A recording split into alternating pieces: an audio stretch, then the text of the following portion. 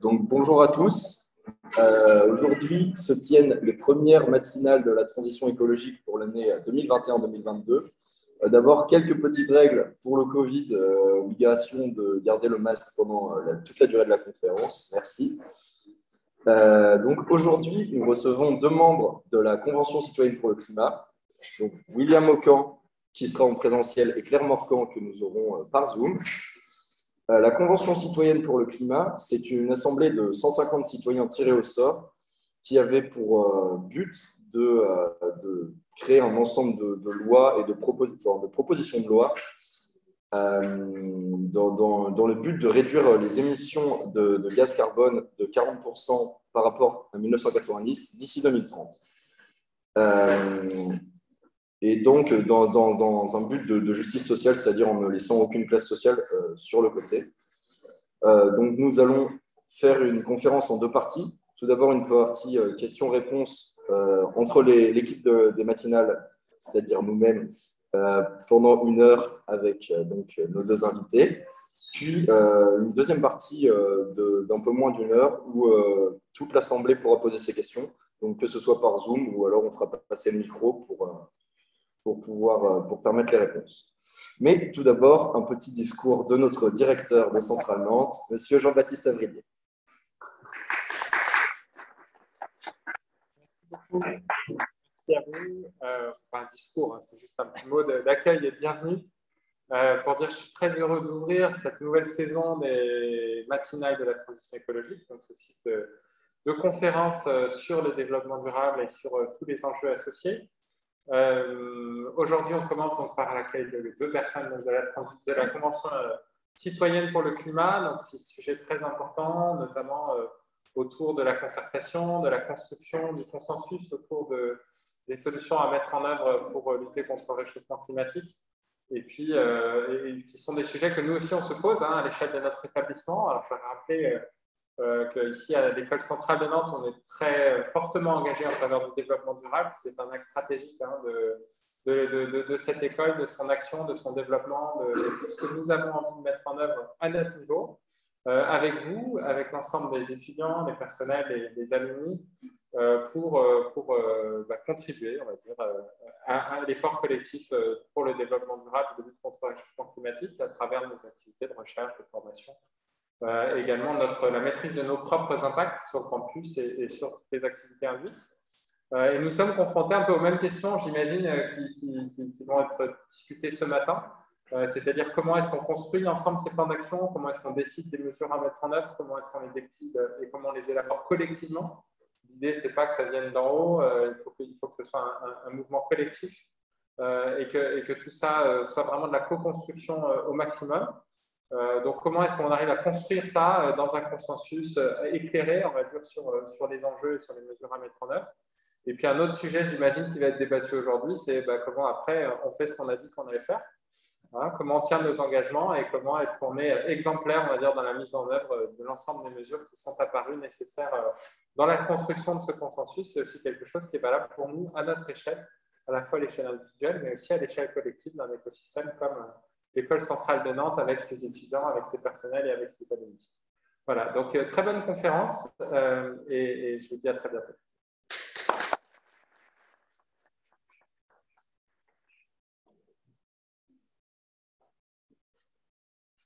Merci, monsieur le directeur. Donc, on va passer à la phase de questions-réponses avec les intervenants. Donc, bienvenue Claire et William, et merci d'être présents aujourd'hui. Donc, dans un premier temps, est-ce que vous voudriez bien vous présenter qui vous êtes et ainsi que compléter la présentation de la Convention citoyenne pour le climat qu'est-ce que c'est concrètement? Honneur à toi, Claire. Alors, bonjour à tous. Je m'appelle Claire Morcan, j'ai 50 ans et je vis à Marseille. Et je travaille à la métropole Aix-Marseille-Provence, où je fais de l'aménagement du territoire en général et du développement économique en particulier. J'ai été contactée en août 2019. J'étais sur la plage en train de profiter du réchauffement climatique Et j'ai été contactée par téléphone. J'ai d'abord cru un peu à une blague, vous savez, un appel d'une société ou pour enfin bon, je n'ai pas pris au sérieux. J'ai un peu raccroché rapidement et puis on m'a rappelé dans les 5 minutes en expliquant un petit peu ce qu'était la Convention citoyenne et que c'était issu d'une décision d'Emmanuel Macron. Suite, donc ça se passait, pour vous remettre dans le contexte, c'était la fin des Gilets jaunes. On est passé quand même pas mal de mois contestataires et même violents, suite donc à l'annonce de la taxe carbone, hein, qui était effectivement, on l'a compris après à la Convention, une mesure qui était assez injuste, enfin, où la justice sociale justement n'était pas, enfin d'après moi, dans cette taxe carbone, et puis ça a été validé ensuite. Donc voilà, et donc dans un second temps, après, quand on me l'a expliqué, j'ai évidemment accepté de participer à la Convention citoyenne pour le climat.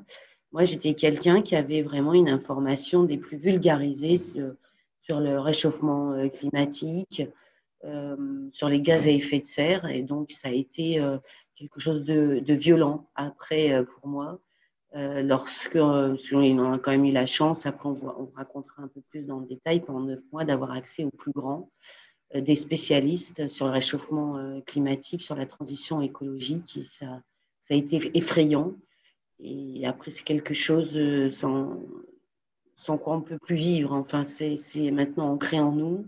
Et je pense, enfin, on en reparlera après dans un second temps aussi, mais que ça doit être l'ensemble des vivants sur cette terre et des Français qui devraient avoir cet ensemble d'informations des climatologues, des spécialistes, des experts, pour se rendre compte vraiment de ce qui se passe. Je vais laisser maintenant la parole à William qui va vous transmettre son expérience personnelle. Bon, j'en ai vu une fois et après je remettrai. Bonjour à toutes et à tous et puis merci pour l'invitation.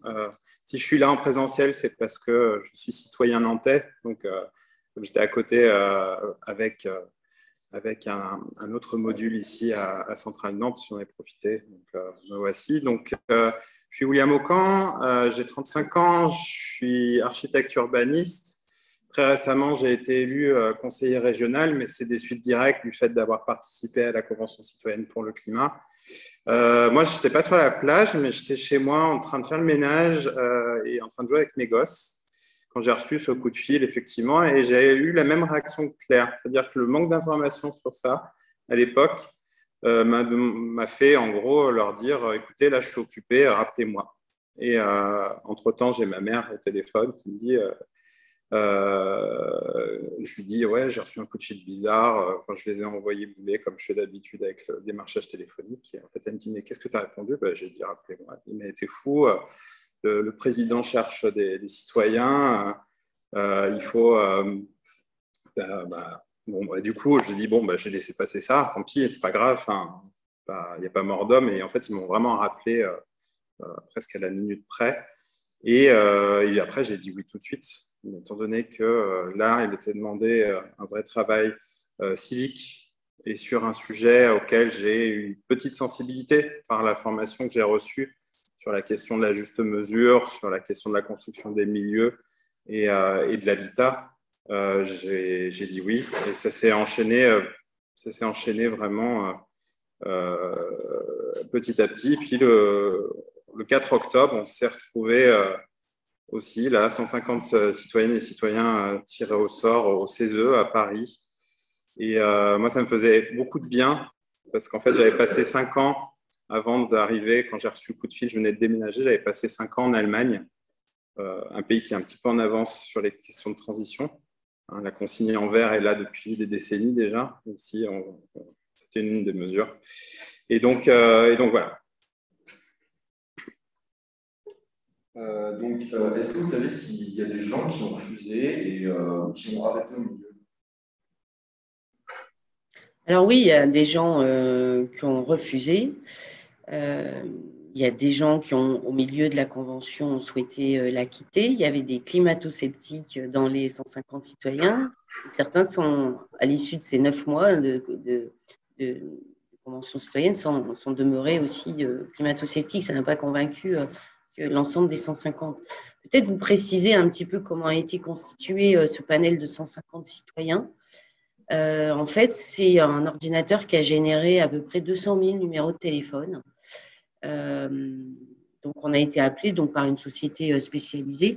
Et donc, à travers ces premiers appels qu'on a reçus, William et moi, ils ont réussi à constituer une sorte de mini-France, c'est-à-dire en essayant d'avoir une représentativité des plus justes des CSP, catégories socio-professionnelles, de l'âge, si vous êtes issu d'un territoire rural, urbain, nord, sud, pour vraiment constituer une mini-France et puis surtout pas que des gens convaincus. D'ailleurs, moi, je faisais partie de gens, comme je vous disais tout à l'heure, convaincus déjà par la transition écologique, le réchauffement climatique. Au contraire, l'exercice, ce que souhaitait le gouvernement et puis cette société qui a constitué le panel, le groupe, c'était d'avoir la plus précise représentativité de la France, de ce qu'elle est. Donc, ça allait de 16, je crois, William, tu me corriges, à 83 ans. Et puis voilà, comme je vous disais, de tous les milieux, de tous les territoires et même ultramarins, évidemment. Et donc, votre ressenti, c'est vraiment que cet objectif de diversité il était vraiment atteint. Et vous pensez que le fait que les gens aient pu refuser, ça a pu quand même atteindre cette diversité ou que globalement, c'est assez négligeable et que ça a bien fonctionné, cet objectif de diversité? En fait, je pense que moi, j'avais le sentiment, je ne sais pas pour toi, Claire, mais j'avais le sentiment d'être pris après avoir répondu au questionnaire. Je pense qu'ils avaient déjà élaboré une série de profils comme une espèce de qui-est géant, vous savez, et puis ils ont abattu portrait après portrait une fois qu'ils avaient tout le monde. Donc, pour ma part, j'étais de sexe masculin, 5 ans d'études, Loire-Atlantique, grande ville, etc. Et donc ça avait, en fait, ils avaient des critères de lieu, d'habitat, d'âge, etc., qui font que, en croisant les données, quand ils avaient quelqu'un qui avait, qui répondait à tous ces critères disponibles, hop, il était sélectionné. Ce qui fait que ça a vraiment eu une représentativité assez intéressante. Hein, vraiment, c'était toutes les il y a des professions diverses, ça ne s'est pas croisé. Et les gens étaient tous différents. Moi, ça me faisait plaisir, rentrant d'Allemagne, d'entendre des accents de toute la France. Et puis, ouais, il y a une représentativité qui était plutôt intéressante. Et puis, pour ceux qui ont abandonné, alors, pour être tout à fait honnête avec vous, il y avait en présentiel, aux premières séances, 160 citoyens. L'idée, c'est qu'à la fin, il reste 150 votants sur les rapports et que c'est ce qui est arrivé. Et du coup, il y avait aussi, en cas d'abandon, des nouvelles personnes qui étaient réinjectées, qui prenaient l'affaire en cours. C'était un peu difficile pour eux. Ils arrivaient vraiment de but en blanc. Ils n'avaient pas vécu les 2 premiers jours. On en parlera peut-être tout à l'heure. Les 2 premiers jours ont été clés dans le processus. Et justement, est-ce que vous voulez bien nous parler du déroulé un peu plus précis ensuite, une fois que vous avez été choisi? Alors, on sait aussi qu'il y a eu plusieurs groupes de travail qui étaient donc, si je ne dis pas de bêtises, consommer, produire et travailler, se déplacer, se loger et se nourrir. Et donc, déjà, comment ça s'est déroulé au début, les premières séances? Et ensuite, comment vous êtes répartis par groupe de travail? Est-ce que vous avez choisi ou est-ce que ça vous a été imposé? Ce genre de choses. Je poursuis, si tu veux. Alors, on est arrivé au CESE, on a tiré au sort des badges. C'était assez marrant, des badges colorés. Il y avait une couleur par badge, il y avait 5 couleurs. Et donc, on ne savait pas. Mais ce qui était assez marrant, c'est que les gens qui avaient la même pastille, ils parlaient entre eux à la cafette. On ne se connaissait pas du tout. Hein. C'est comme quand vous vous trouvez sous un abri de bus avec quelqu'un, il pleut, vous commencez à parler ensemble parce que vous vivez la même situation. Donc là, on avait la même situation, l'inconnu complet. Et en fait, les couleurs, après, ont été tirées au sort à nouveau. Donc, il y avait du tirage au sort à tous les étages. Et pour ma part, donc avec ma formation d'architecture bas, déjà d'être tiré au sort, c'était le loto. Et en fait, le super loto, ça a été d'être tiré au sort dans les questions sur le logement, qui était voilà, assez.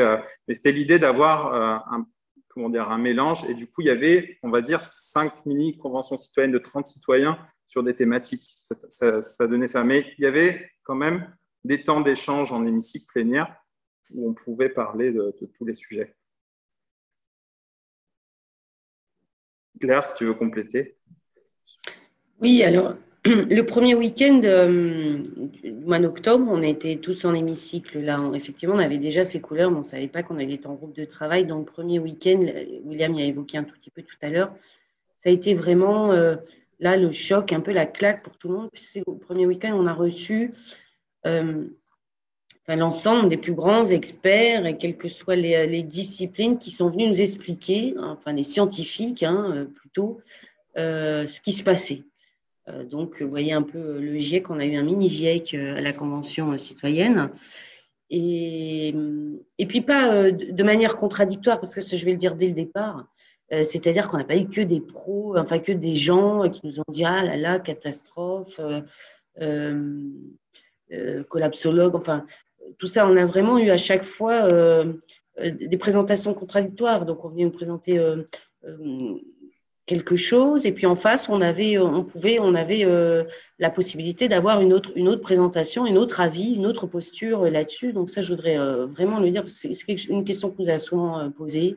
Ça n'a pas été, ça n'a pas été dirigé, et puis nous-mêmes, on ne serait pas laissé diriger. Il ne faut pas exagérer non plus. Donc le premier week-end, oui, ça a vraiment été incroyable, parce qu'on avait une lecture assez vulgarisée, enfin tout ça on entendait un petit peu parler, mais là ça a été vraiment un choc énorme, et on s'est dit rapidement, mais c'est tout, les Français savaient cela, enfin ils changeraient leur façon de faire, leur façon de vivre.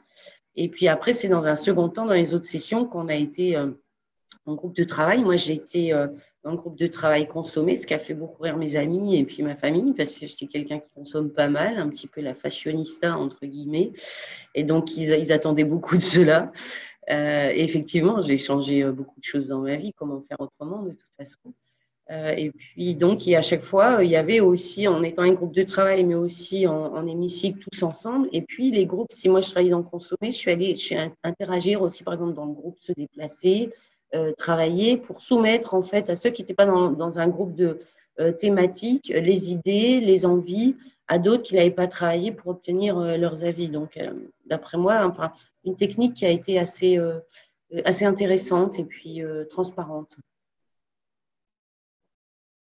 Vous avez évoqué tout à l'heure le tirage au sort qui était un peu omniprésent. Est-ce que ça vous semble être un mode démocratique juste et pertinent? Et est-ce que, vu que vous l'avez vécu, ça vous semblerait pertinent de l'appliquer à d'autres sphères qu'une convention citoyenne pour le climat?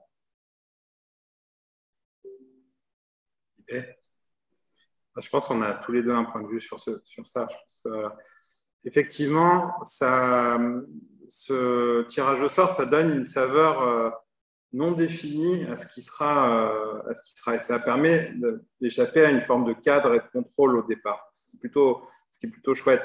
Effectivement, il y a des leviers incontournables sur la question de la transition écologique. Et forcément, on allait se retrouver confronté au fait qu'il fallait rénover le logement, confronté au fait qu'il faille moins se déplacer, etc., pour des questions. Mais disons que je pense que ça, ce sur quoi ils s'attendaient, c'est peut-être qu'on travaille 5 thèmes et qu'il y ait 5 grosses mesures. En fait, on est arrivé à un truc, et je crois que j'ai lu une partie d'un livre d'un des organisateurs de la Convention citoyenne. En fait, ils pensaient vraiment que ça allait vers ça. Et en fait, nous, on n'a pas fait ça du tout. On a proposé 150 mesures, quoi. Donc, c'était... je pense que c'est pas mal. Et quant à le tirage au sort, on a vu des experts là-dessus, c'était déjà en application dans la politique dès la Grèce antique. C'était plutôt quelque chose d'intéressant. Je pense que si ça tombe sur vous, vous êtes dans votre quotidien pas forcément politisé, etc. Là, on vous demande civiquement si vous voulez être présent pour le faire. Vous dites pourquoi pas. Je trouve que c'est beaucoup plus intéressant que quelqu'un qui a vraiment, c'est une autre chose, mais quelqu'un qui a vraiment envie d'y aller pour diverses raisons. Des fois, on a un doute comme citoyen par rapport à la représentation politique. On se dit que les gens sont là uniquement pour eux-mêmes, alors qu'il y a des combats à mener. Et là, pour le coup, ça peut tomber sur vous, et ça peut déclencher des vocations. Oui, moi, je suis après avoir vécu cette expérience, je suis aussi assez convaincue par le tirage au sort, comme on peut le faire pour les jurés d'assises. Il y a des raisons précises aussi à cela. Et comme je vous disais tout à l'heure, je pense que c'est un moyen d'avoir une représentativité juste. Peut-être nos gouvernements sont comme nous, on est dans le boulot, le nez dans le guidon. Il est toujours intéressant d'avoir l'avis, et je pense que c'est un peu peut-être la stratégie du gouvernement, d'avoir l'avis des Français sur des futures décisions qui vont être effectivement contraignantes. Peut-être quand on est gouvernant, on est un peu hors sol, parfois on ne vit plus de manière classique. Donc pour moi, ça a été une technique plutôt intéressante et puis d'une richesse incroyable parce que moi, je pense que j'ai découvert la France à travers la Convention citoyenne. On reste tous un peu dans nos milieux, comment on a été élevé, enfin, où ce qu'on a fait comme études, ce qu'on fait comme métier. Et donc, ça a été pour moi une richesse incroyable, avec à côté l'aspect démocratie participative. Et je pense que, enfin, moi, je suis absolument convaincue par le système et qu'il faudrait peut-être le déployer un petit peu plus et que c'est même l'avenir de la démocratie tout court. Parce que vous pensez même que ça devrait même avoir un pouvoir un peu plus décisionnel, ou vous pensez Oui. que c'est quand même important qu'il y ait des élus qui prennent les décisions finales et que ce soit juste des suggestions qui soient faites? Oui, alors là, moi, je vais parler en mon seul nom, hein, Claire Morcan, mais on voit bien la défiance dans les bureaux de vote, on voit bien l'abstention qui est énorme, et notamment parmi les citoyens, et notamment Benoît, qui m'a beaucoup touchée, qui est marseillais aussi, qui dit, moi, ça fait 20 ans, il a dit que je n'avais pas voté.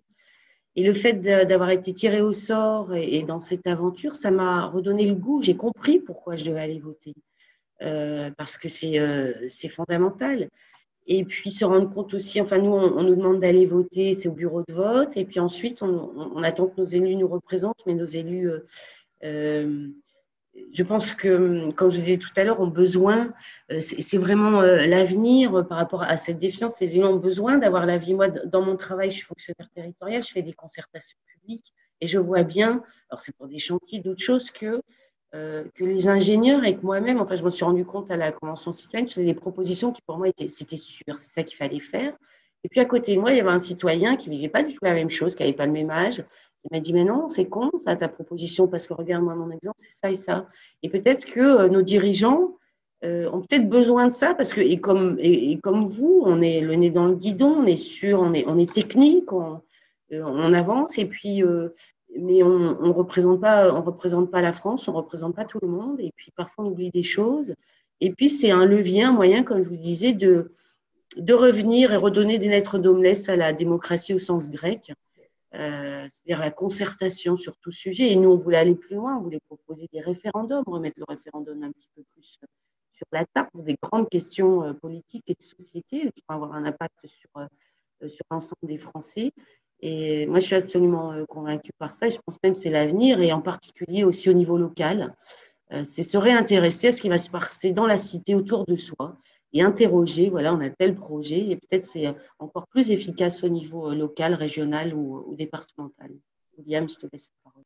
Ouais, je veux bien compléter ton point de vue qui est super. Je pense qu'il ne faut pas empêcher ceux qui ont envie de porter une voix politique, et il faut aussi trouver un moyen de réinclure le citoyen à la table des négociations. C'est un concept que j'apprécie fortement, cette question de table de négociation. En fait, le citoyen n'y est plus.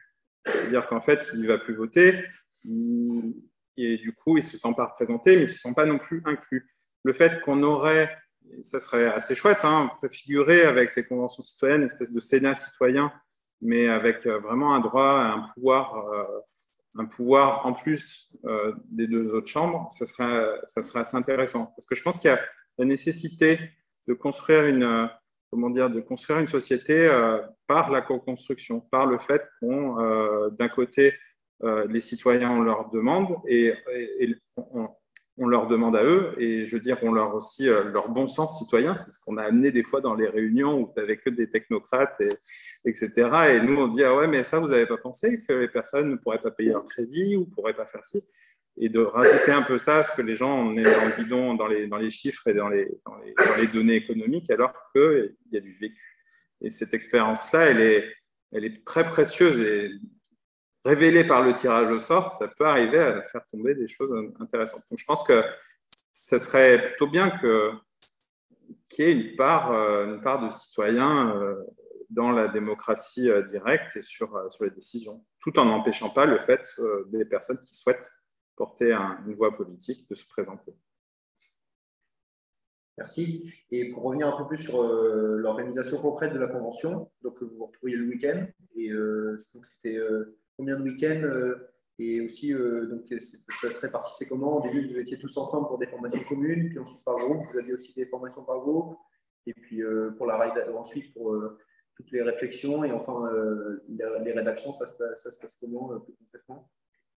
9 sessions de travail, effectivement réparties, on va dire, une fois par mois à peu près sur vendredi, samedi, dimanche, avec un défraiement pour ceux qui travaillent le vendredi, le samedi ou le dimanche, en fonction. Ce qui fait que quand vous arriviez là-bas au CESE, avec logement, cafétéria, etc., vous n'aviez qu'à penser au sujet. C'est-à-dire qu'on vous aidait aussi si vous aviez des gosses à les garder. Ça vous mettait un petit peu, ça nous mettait dans une bulle, on était juste ensemble et on discutait tout le week-end, on élaborait mesures. Ça crescendo montait dans le fait qu'on prenne le crayon, mais au départ, effectivement, il fallait se former. Et les 2 premiers jours, c'était formation accélérée. Moi, j'ai appris, et c'est quelque chose qui me pousse vraiment à agir, qu'en 30 ans, il fallait passer d'une empreinte carbone de 11 à 2 tonnes. Et ça indiquait qu'il fallait un changement de société assez profond. Mais aussi, on avait des contradicteurs. On avait à la même table des personnes, on avait Jean-Marc Jancovici, on avait la présidente du réseau Action Climat et le PDG d'Aéroport de Paris. Ce qui fait qu'on avait des différents points de vue. Et ça, c'était bien aussi, parce que ce n'était pas l'idée de rencontrer que les experts qui vous lèvent le cerveau sur les questions. Il y avait aussi la question d'avoir des personnes qui pensent autrement et convaincants ou pas convaincants. Après, on se formait notre propre point de vue sur la question. Claire? Oui, je pense que William je n'ai pas grand-chose à ajouter, a vraiment bien résumé l'organisation et préciser, ouais, voilà, je vous disais tout à l'heure qu'effectivement, il n'y avait pas lavage de cerveau. On a vraiment, et on est tous en capacité, quel que soit son niveau d'études, et parce qu'il s'agit aussi de bon sens, de se forger son propre avis. Parce que ça a été une défiance, beaucoup des journalistes, ça a été très médiatisé, et ça a été un peu nous prendre pour des idiots, parce que chacun d'entre nous était capable de se forger un avis personnel. Et puis revenir aussi sur ce qu'a dit William, sur toujours cette question de bon sens. Après avoir été reçu par le président de la République à l'Élysée le 26 juin, on a commencé à travailler dès le mois de juillet, notamment avec le ministère de la Transition écologique, donc avec des ministres, avec des conseillers. Et vraiment, cette question de bon sens, c'est vraiment un apport important à un politique. Moi, je reviens toujours au niveau local, mais c'est la même chose avec nos élus. Et vraiment, je pense que c'est une plus-value pour la politique, en dehors de ce que je vous expliquais tout à l'heure, se réintéresser à la politique. C'est vraiment une plus-value, c'est-à-dire à l'usager, poser la question à l'usager par rapport à ce qu'on va décider, décréter. Et vraiment, ça a été une extraordinaire découverte. Ça paraît un peu simpliste comme ça, et en plus, ça faisait partie de mon boulot, mais je suis absolument convaincue maintenant. Vous parliez de la formation. C'est quoi la part de formation par rapport au temps que vous avez pour discuter entre vous?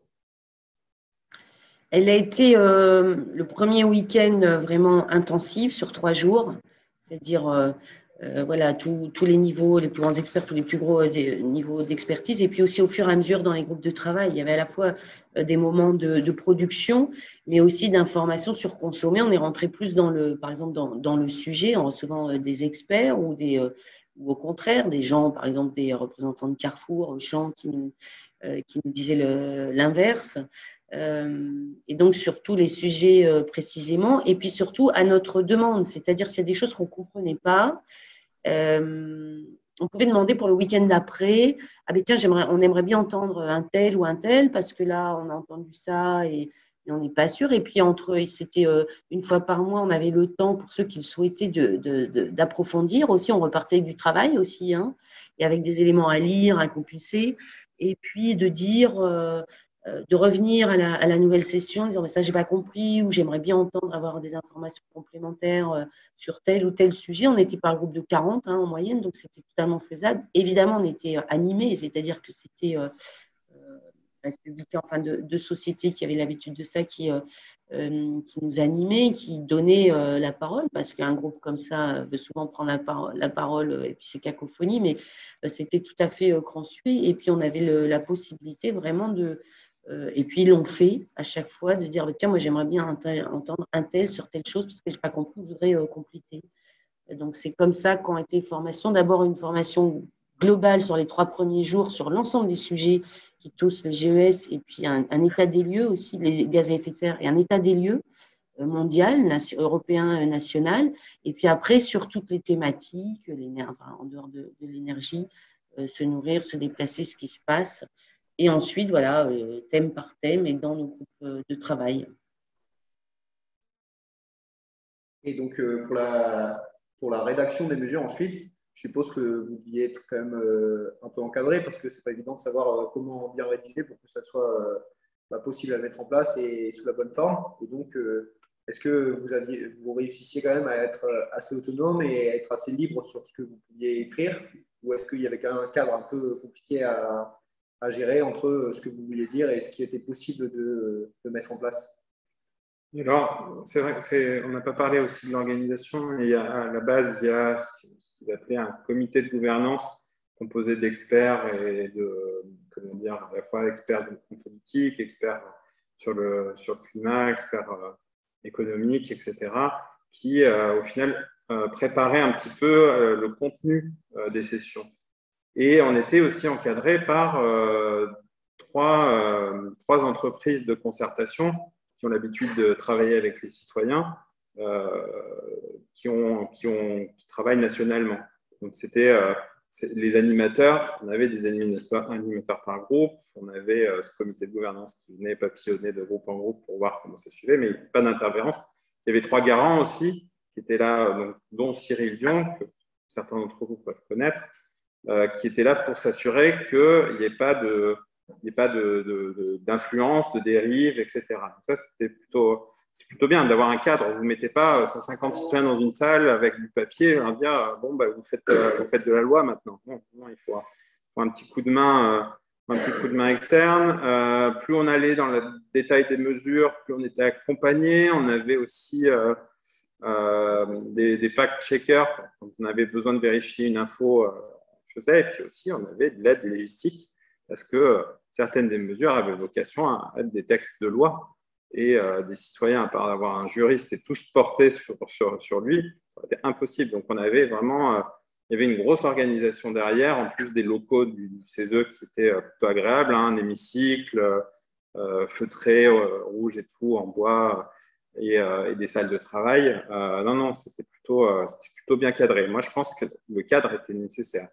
Pas arriver à de l'autogestion.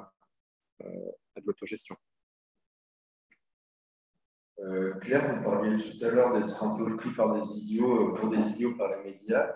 C'est quoi le regard du gouvernement sur la CCC? C'est vraiment pour les relous ou alors un regard un peu bienveillant ou alors du mépris?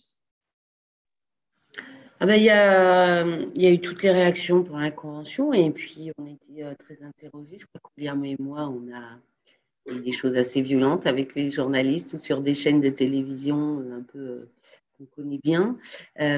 C'était partagé, c'était vraiment du 50-50. Il y avait à la fois des défiances de certains journalistes et certains élus aussi. Et puis, on était embarqués, nous, je pense qu'il y a une défiance aussi par rapport aux vœux d'Emmanuel Macron, enfin, d'Emmanuel Macron aussi, puisqu'il représente, c'est à son initiative.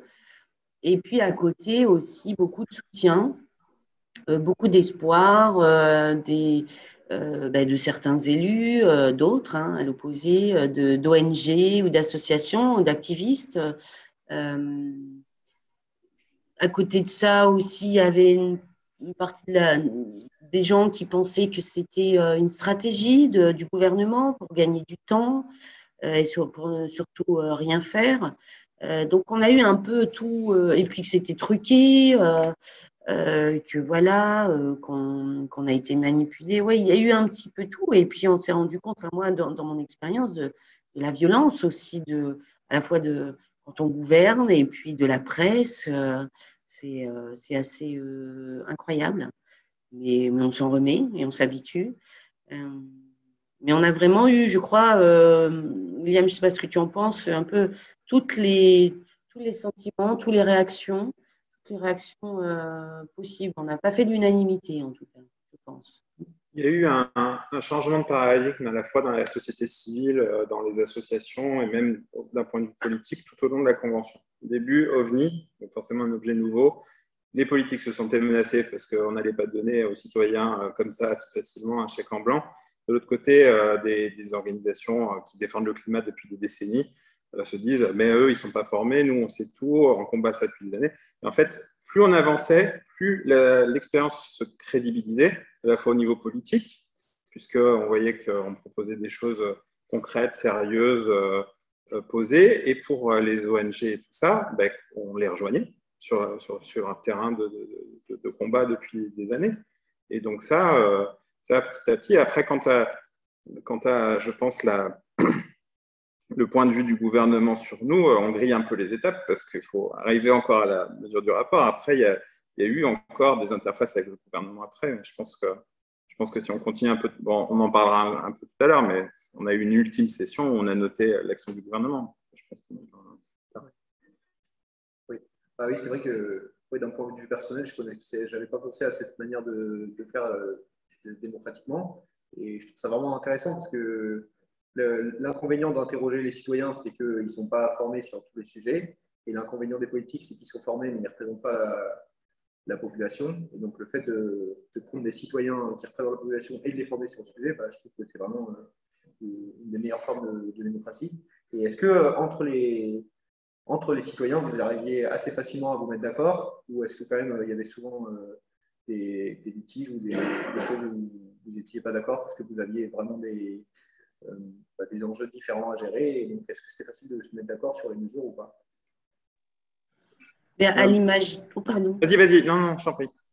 À l'image de la France, ouais, ça a été assez polémique sur en fait, tous les sujets à aborder. On est des 150 vraiment uniques et différents. Donc, oui, ça a été assez polémique, compliqué. Mais enfin, comme disait William, c'était géré par des professionnels, donc dans la prise de parole et dans l'échange.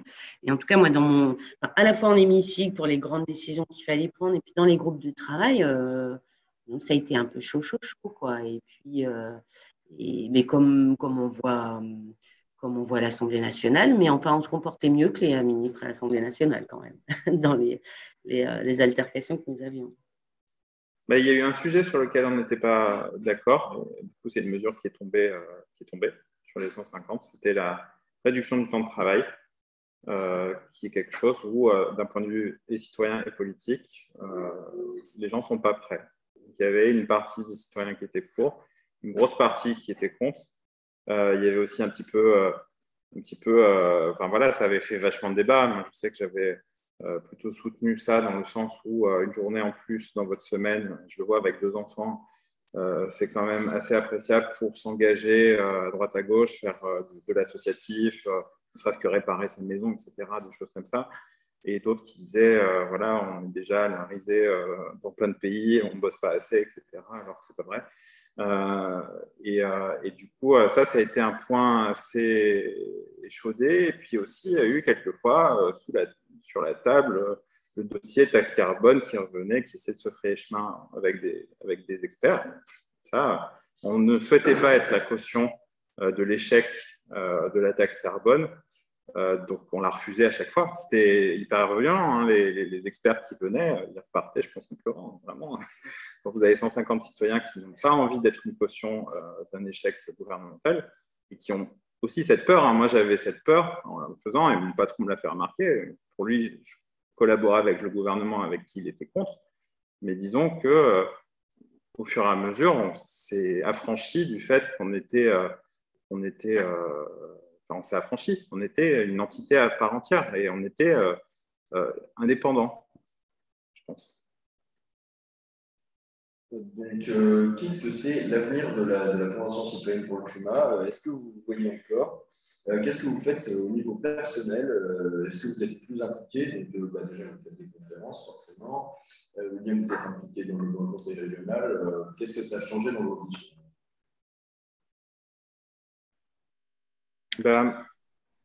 Pardon. Vas-y, Claire. Alors, on continue, comme on fait aujourd'hui, à témoigner de notre expérience, à défendre, pour ma part, ce n'est pas le cas de tout le monde, mais voilà, cette transition écologique et puis être activiste, entre guillemets, plutôt sympathisant avec certaines ONG, associations. Et voilà, quand on me sollicite, je participe vraiment avec beaucoup de plaisir et porter la bonne parole et puis essayer de faire comprendre comment on fait aujourd'hui, que ce qu'on a compris, ce qu'il faut faire. Là, je voyais qu'il y avait une question aussi sur les sujets sont très scientifiques, très peu politiques, contrairement à ce qu'on voit sur les médias. C'est voilà, essayer de porter la bonne parole, ce qu'on a compris effectivement scientifiquement. Parce que ce n'est pas une opinion, le dérèglement climatique, c'est un fait scientifique, effectivement. Et on continue à ça. On a créé une association aussi, au tout départ, d'ailleurs, c'est William qui était à l'initiative de la création de cette association, mais qui est plutôt l'association amicale. Enfin, au début, pour défendre nos mesures, quand on les a rendues, ensuite, il a fallu, on a participé à la création, enfin, on nous a sollicité dans le cadre de la création de la loi climat et résilience. Donc, ça a été beaucoup de soutien et de travail. Et puis maintenant, apporter à la fois sur l'aspect démocratie participative et transition écologique, notre expérience et la bonne parole et la prise de conscience qu'on a eue, essayer de la transposer, de la délivrer, de le faire comprendre et de vulgariser un petit peu cela pour que chacun d'entre nous puisse le comprendre et prendre conscience. Ma part, ça se résume à ça. Et dans ma vie de tous les jours, j'ai changé ma vie au niveau de mon travail et dans tous les actes de ma vie. Maintenant, je suis convention citoyenne et dans toutes mes réflexions. En fait, donc on a rendu ce rapport en juin 2020, un rapport dont on est toutes et tous très fiers, vraiment. Et l'expérience à refaire, on la referait sans souci, 150 fois. Il n'y aura aucun problème. Ce rapport-là, on l'a défendu déjà auprès des membres du gouvernement et d'autres parlementaires. Et en fait, on s'est engagé, même à la sortie de la Convention, à rester fidèle à ces mesures, à les porter le plus loin possible, peu importe l'échelle à laquelle on se trouve, qu'on soit un voisinage, ou qu'on soit élu, ou qu'on soit de les porter au plus loin. Et en fait, on a fait ces concertations avec le gouvernement. Et ce n'était pas très agréable à vivre, parce qu'en fait, on avait donné ces mesures, le gouvernement nous renvoyait nos mesures affaiblies. Et ça, c'est vraiment au cœur de moi, de ma réflexion personnelle et de mon engagement en politique après. Je me suis dit qu'en fait, peu importe ce que feraient les citoyens, il y aurait toujours un moment où le curseur serait ramené vers le bas, parce que la politique actuellement, c'est de la vision sur le court terme. Et le climat nécessite une vision et une planification sur le long terme.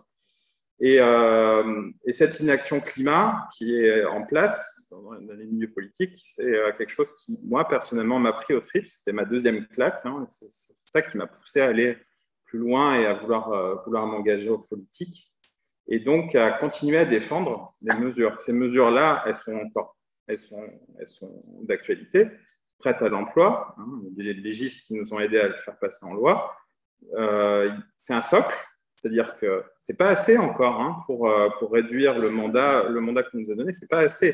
C'est-à-dire qu'en gros, on avait chiffré, il y avait de la part un peu molle quand vous faites sur les mesures. On n'a pas parlé, c'est dommage, on n'a pas parlé du fond sur les mesures, mais par exemple, quand vous faites de la régulation de la publicité, quand vous enlevez les vols low cost, quand vous enlevez l'envie d'avoir des voitures lourdes, ça a une part, ça réduit un petit peu l'émission nationale, mais ce n'est pas quantifiable. Nous, on est arrivé à peu près à 35% sur les 40, sachant que tout le monde s'accorde à dire que pour garder une trajectoire de réchauffement climatique comment dire, gérable, c'est-à-dire 1,5 degré, il faut passer à moins 60% de réduction de GES. Donc, il aurait fallu encore même rajouter d'autres choses que les mesures de la Convention citoyenne et pas les tirer vers le bas. En les tirant vers le bas, le gouvernement, avec la loi climat, a fait en gros des actions qui ont été quantifiées à 12,5% de réduction de GES. Si vous voulez plus parler du contenu, justement, quelles sont les mesures du coup, qui vous ont le plus frustré sur les mesures qui avaient été acceptées par la Convention et qui n'ont pas été prises? Vous en avez cité déjà quelques-unes. Et est-ce qu'il y en a quand même certaines où vous êtes fiers parce qu'elles ont été acceptées et ça s'est bien passé? Alors moi, j'étais dans le groupe Consommé, donc j'étais à l'initiative notamment de la mesure sur l'interdiction de la publicité de tous les produits de consommation qui émettent les plus gros émetteurs de gaz à effet de serre. Ça a été quelque chose de très compliqué. On remet notre rapport et dès le mois de juillet, puisque moi j'ai suivi, le lobby de la publicité des médias est intervenu, mais ultra rapidement auprès du gouvernement. Et là, ça a été. Et puis, on a été quand même associé à des réunions, ça a été violent. C'est là qu'on a compris un petit peu la difficulté de gouverner et puis le rôle des lobbies. Après, donc là, il y a eu une grosse déception, puisque le gouvernement a retiré cette proposition. En fait, le gouvernement a décidé de laisser la filière se réguler elle-même. C'est d'ailleurs ce qu'on nous a envoyé rapidement. On va le faire. Vous nous avez rien appris, la Convention citoyenne, nous, publicitaires ou presse, on est déjà en train de travailler là-dessus. Sur l'article 1er de la Constitution aussi, que nous voulions absolument modifier et qui était fondamental pour moi parce que c'était donner un nouvel objectif et d'une noblesse incroyable à la France. Et puis l'inscrire dans la Constitution, et ça n'a pas été le cas. Enfin, en tout cas, de manière différente. Sur le crime également d'écocide, c'est devenu un délit. Et on voit bien, là, à la fin de la COP26, la différence quand on change un mot. Le président de la COP aussi était très déçu à Glasgow. Voilà, c'est tout cela qui a été, moi, très marquant, très décevant. Et c'était aussi le moment de mesurer que, comme je disais tout à l'heure, qu'il était difficile de gouverner. On touche quelque chose. Et après, c'est les faits qui se multiplient, on touche à quelque chose, mais on ne se rend pas compte toujours de l'effet démultiplié sur l'ensemble d'une filière, sur l'ensemble de personnes ou de décisions que l'on prend. Mais ça a été pour moi notamment trois grosses déceptions sur les mesures qui n'ont pas été relayées, mais il y en a plein d'autres. Je ne vais pas vous saouler avec ça, mais voici les trois plus grosses. Sur le fond des mesures, quand on a travaillé dans le groupe Se Loger, on avait 2 mesures phares. On s'est tenu à ça parce qu'on pense que c'est déjà plutôt bien. C'était une obligation de rénovation thermique des logements. En gros, quand votre logement est une passoire énergétique, c'est-à-dire que toute l'énergie, vous chauffez, mais ça passe par les fenêtres, le toit, les murs, etc. En fait, vous consommez de l'énergie. Cette énergie, pour la plupart du temps, est issue de l'énergie fossile. En fait, vous faites des rejets de gaz à effet de serre. Donc, si vous mettez un manteau à votre maison, vous consommez moins d'énergie fossile. Et dans ce cas-là, vous rejetez moins de rejets de gaz à effet de serre. On a demandé au gouvernement d'obliger la rénovation thermique de ces logements sur 20 ans. Et la réponse à ça a été d'interdire les logements les plus énergivores à la location en 2028. Ça repousse un peu dans le temps et ça prend que la première étape de ce qu'on avait demandé. Ça renvoie après au gouvernement suivant le fait de faire. Et ça a aussi été un indicateur assez important. Impossible de s'engager sur le long terme. Impossible de dire, OK, ça va être la politique jusqu'à X années. Et ça, c'est un vrai problème, je pense. Une autre mesure sur laquelle moi, en tant que sensibilisé à l'architecture et à l'urbanisme, c'était la limiter l'étalement urbain. L'étalement urbain dont les effets, les effets de relâchement de carbone sont du fait que les gens, pour aller travailler ou vivre chez eux, ils font ils traversent des territoires de plus en plus larges. Le fait aussi que ça grignote des terres agricoles, donc ça réduit aussi un peu notre façon de pouvoir se nourrir localement, sachant qu'en France, en fait, je vous le dis tout de suite, il est impossible de se nourrir avec juste les terres que l'on a. Donc, par exemple, on viendrait se replier sur nous-mêmes, on n'arriverait pas à nourrir tout le monde.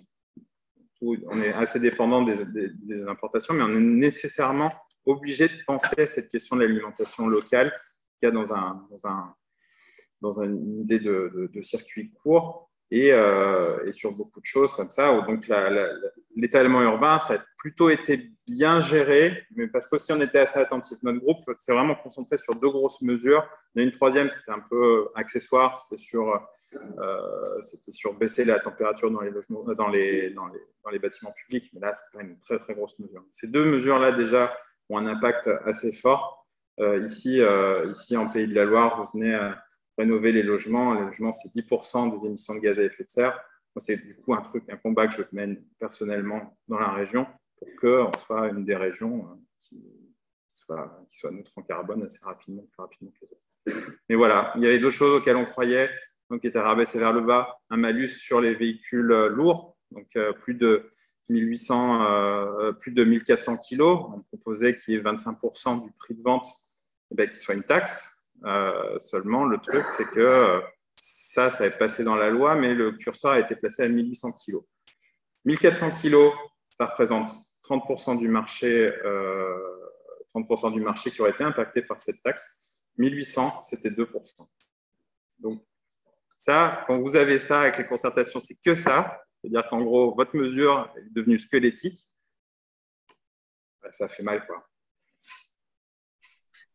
Et je voulais ajouter que l'ensemble de nos propositions, c'était, ça a fait un petit peu peur parce que ça ressemblait plutôt à un projet de société, à une réflexion, et puis qui était un ensemble complet, c'est-à-dire que si on touchait quelque chose, en face, on mettait une compensation parce qu'effectivement, si on décide de modifier, ça a des impacts sur la production, sur le travail, sur la société en général.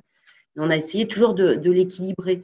Voilà, on décide de faire ça, mais on l'équilibre comme ça. On forme les gens, on informe les gens, enfin, on retire, par exemple, le billet de train, on diminue sa TVA pour inciter les gens à prendre le train plutôt que de prendre un vol intérieur pour faire un Paris-Bordeaux. Ça, évidemment, le gouvernement n'a pas retenu non plus. On avait décidé, je crois que c'était sur 4 heures, le gouvernement a réduit à 2h30, ça concerne 5 lignes. Nous, au départ, le vol intérieur, c'était 40%, et quand même l'aviation, gros émetteur quand même de gaz à effet de serre. Voilà. Et alors, Emmanuel Macron l'a dit aussi, je crois que c'était une interview à Brut, on n'a pas rendu la Bible. C'est pas ça qu'on voulait, mais c'était une réflexion plutôt globale, comme nous. On était un peu vierge de connaissances et à travers ça, voilà, on a essayé de rendre un projet global. C'est une autre vision, en fait. Moi, là aussi, c'est un avis personnel. Quand on nous demande de donner notre avis sur le nucléaire ou autre chose, les énergies renouvelables, pourquoi pas faire plutôt un pas de côté et voir les choses autrement, un projet de société, vivre autrement, travailler autrement, se déplacer autrement et donc consommer beaucoup moins. Et alors, le gros mot, c'est décroissance. On ne fait pas de politique du tout. Mais vraiment, oui, vivre autrement, c'est être un petit peu décroissant et mieux. C'est une autre façon peut-être de voir les choses que d'être dans un clivage, une binarité sur des sujets clivants comme cela, par exemple, de l'énergie en particulier. Et essayer de réfléchir autrement, de voir autrement. Et je pense qu'il y a un vrai souci de génération. Moi, ça m'a marqué aussi à la Convention citoyenne. Moi, j'ai 50 ans, né dans les années 70, donc vous voyez, années 80-90, supraconsommation. J'ai pu remarquer que c'est quelque chose qui parlait beaucoup plus à la jeunesse. Ils sont nés avec, j'ai l'impression, plus cette conscience et une envie de travailler autrement, de vivre autrement, de trouver du sens dans ce qu'on fait et puis de préserver, d'avoir une conscience peut-être plus importante de la planète, de la biodiversité et globalement qu'on fait partie de la planète, qu'on est la biodiversité et que si on la broie, on se broie nous-mêmes. Enfin voilà, une histoire aussi de philosophie de vie, de vision de vie au-delà de ces sujets techniques, et c'est là que l'on a le mur, on s'est pris le mur du gouvernement, puisque ce n'est absolument pas la vision qu'il en avait, enfin, ou peut-être qu'il en avait, mais qu'il n'a pas pu appliquer, ou pas voulu.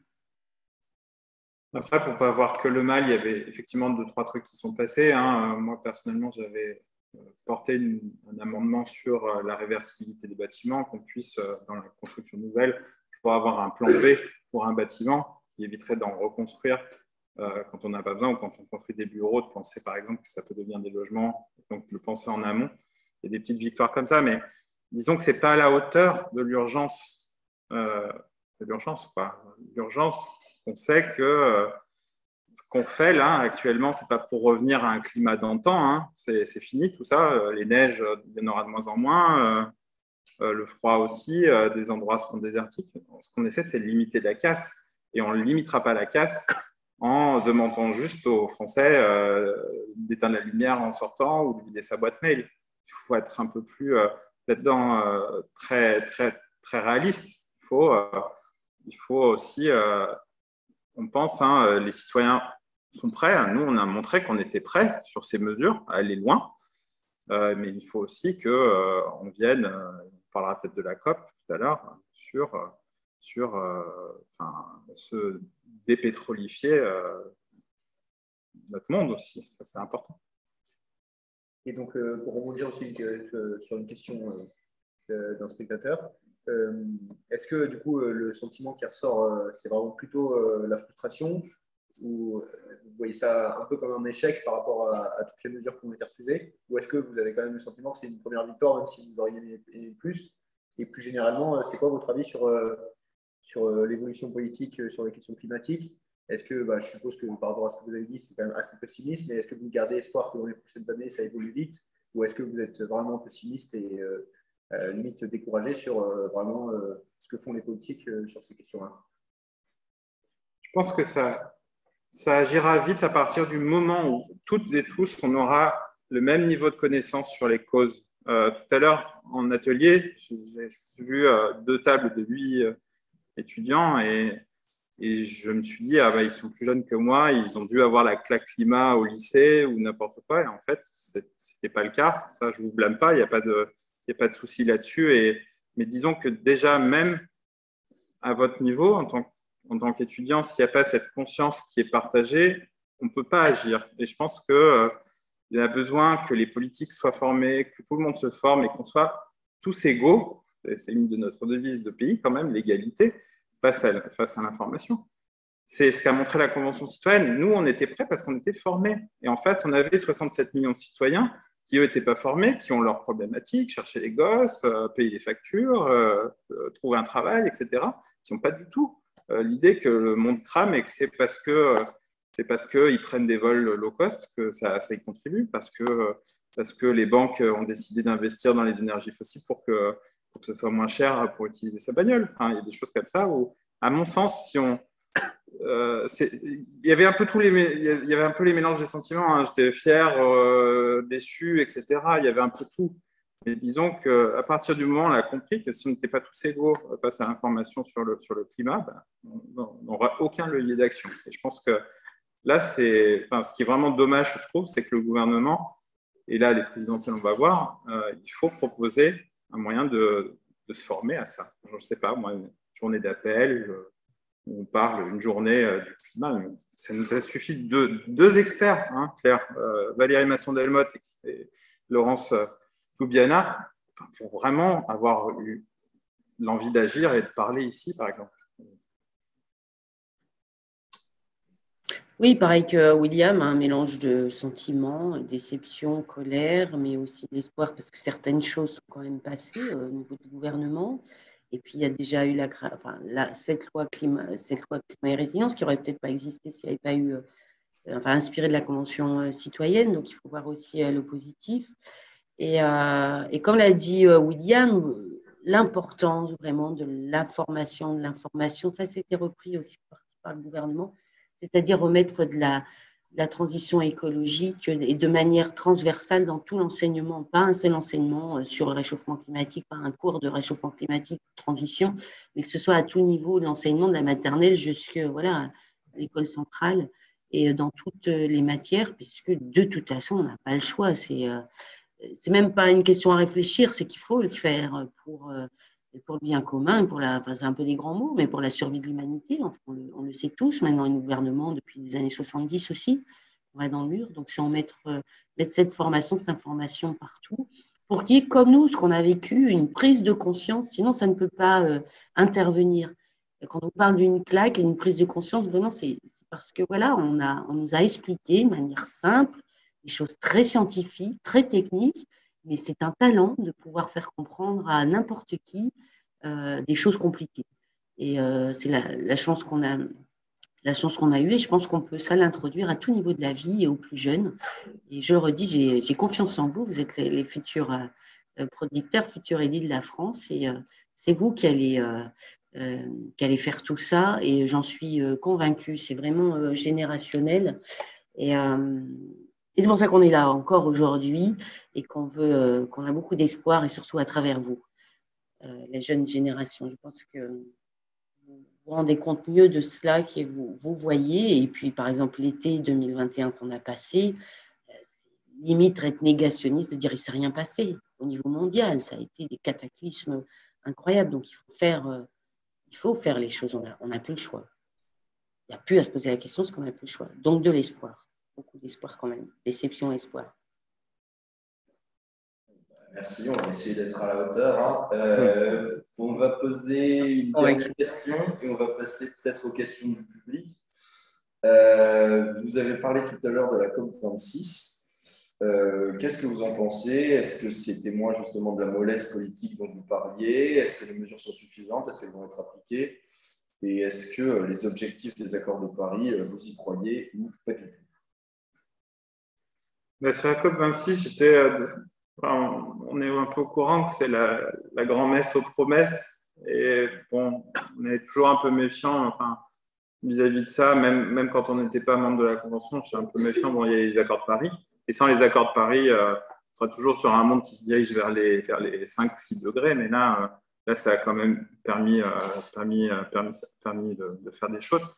Mais disons que moi, ce que j'attendais de cette COP, ce n'était pas que des promesses, des feuilles de route crédibles de tous les États, et notamment ceux qui, on va dire, produisent la majorité des biens que le monde achète. Je pense à la Chine, à l'Inde, etc. Et qu'au final, il s'est passé un truc il est nécessaire que notre monde arrête cette ébriété au niveau des énergies fossiles. Il faut laisser, en tant qu'espèce, planète, je pense que notre monde doit laisser les énergies fossiles dans le sol. C'est vital. Et c'est moi ce que j'attends de la COP. C'est-à-dire plus personne. On a du stock, certes, on n'y touche plus. Parce que tout ce qu'on rejette dans l'atmosphère, ça vient de ces énergies fossiles. Et si, en tant qu'espèce, en tant que planète, on se dit on a ça, mais qu'on ne se limite pas, eh ben, ça ne fonctionnera pas. Et puis, il y a aussi la prise de conscience des limites planétaires. Dans le sens, on sait que le jour du dépassement, c'est-à-dire le fait qu'on ait consommé toute notre planète, arrive de plus en plus tôt chaque année. Il est en juillet. Et après, on vient à crédit sur les ressources. Je pense qu'il y a la nécessité aussi de se reposer la question de ne pas prendre plus que ce qu'on a besoin. Et puis aussi, il y avait une des grandes phrases de la Convention citoyenne, en avons-nous vraiment besoin? Et à mon sens, ça devrait s'appliquer de manière mondiale, cette question. Parce qu'on n'est pas là pour... on voit qu'on est aux portes du précipice, et pourtant, on continue d'avancer vers ça. C'est un peu terrible. Mais je pense qu'il y a encore de l'espoir si les prochaines COP vraiment prennent cette question de l'énergie fossile à bras-le-corps et que les États les plus émetteurs et en voie de développement, ce qui est très compliqué à dire, tous les pays, les vieux pays qui ont une démarche d'industrialisation et qui ont tout exporté ailleurs, les pays en voie d'émergence ont dit nous aussi on veut se développer, vous vous êtes développés, c'est à notre tour. Et en fait, c'est sur eux que repose la responsabilité de ne pas faire les erreurs des autres pays. Et voilà, ça c'est mon point de vue sur la COP. Et pareil, un sentiment mitigé. Je pense que les COP26 sont nécessaires parce que c'est un engagement mondial qu'il faut avoir sur la transition écologique et c'est le seul moyen de réunir nos gouvernants au niveau mondial. Alors, commencer par le positif, il y a quand même un petit peu d'espoir pour cette COP26. C'est quand même la première fois qu'on a décrété la fin des énergies fossiles. Alors voilà, on a joué sur un mot quand même. Et c'était quand même la première fois qu'on le décrétait dans le cadre de cette COP26. Mais finalement, voilà, comme nous, pour la Convention citoyenne, et ça a été repris pas mal par la presse, c'était des tricotages de pas mal de propositions initiales pour arriver à quelque chose de moyen. Et puis, le problème aussi, pour moi, c'est comme l'accord de Paris, le COP26, il reste le problème de la mise en œuvre et de l'obligation et du contrôle, parce qu'on s'est rendu compte aussi à la Convention citoyenne que finalement en France et en Europe, il existe presque tout. Enfin, presque déjà, tout est réfléchi, mais rien n'est contrôlé et la mise en œuvre n'est pas faite. Donc, c'est toujours à ce niveau-là que c'est décevant. Et puis aussi, au niveau de la COP26, le sentiment de justice sociale où on décide que le nord du monde ne va pas aider le sud du monde et jusqu'aux larmes. En annonçant ça, moi je trouve ça terrible, j'ai pleuré aussi parce que c'est eux qui vont, l'hémisphère sud qui va être, et on le voit déjà maintenant, confronté. Et puis bon voilà, pas ce niveau d'entraide donc nécessaire comme exercice, mais in fine, on arrive toujours à quelque chose de lisse et on est tous d'accord, bah oui, c'est pas bien, bah oui, la planète, ça va pas, mais finalement, on fait pas, on contrôle pas la mise en œuvre. Enfin voilà, COP26, on se dit pas, c'est comme ça qu'on va faire, ça va pas jusqu'au bout de l'exercice, enfin pour moi. Et vis-à-vis de l'urgence, moi je trouve ça incroyable, je trouve ça même choquant parce que les gouvernants le savent, mais globalement, la question de l'humanité, de l'homme, de l'humain, on s'en fout. Parce que c'est vraiment ça le sujet. On n'exagère pas quand on dit c'est la fin de l'humanité, c'est vraiment ça.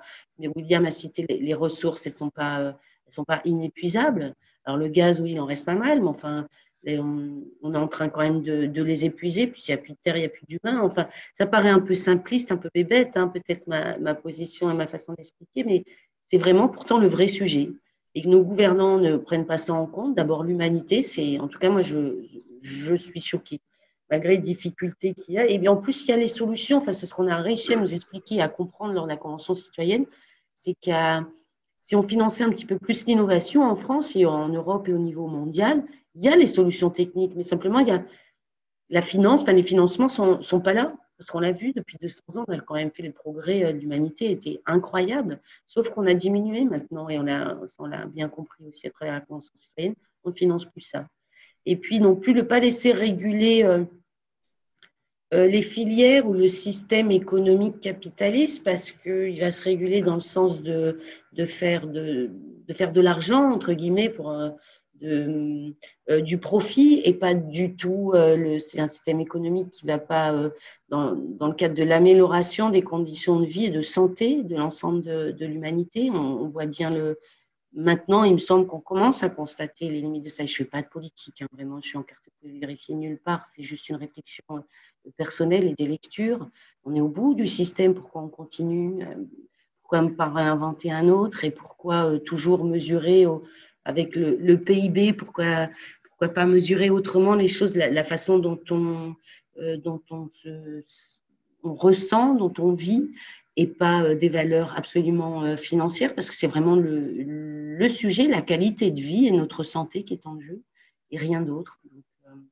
Pour la COP26, voilà, un sentiment aussi mitigé, nécessaire, mais on ne va pas au bout de l'exercice, très décevant, et par rapport aux enjeux fondamentaux, qui sont celles de notre survie et de nos enfants. Merci. Donc, on va passer aux questions du public. Donc, s'il y en a dans la salle qui ont des questions, vous pouvez lever la main, on va passer un micro. Et pour commencer, juste une question d'un spectateur sur Zoom.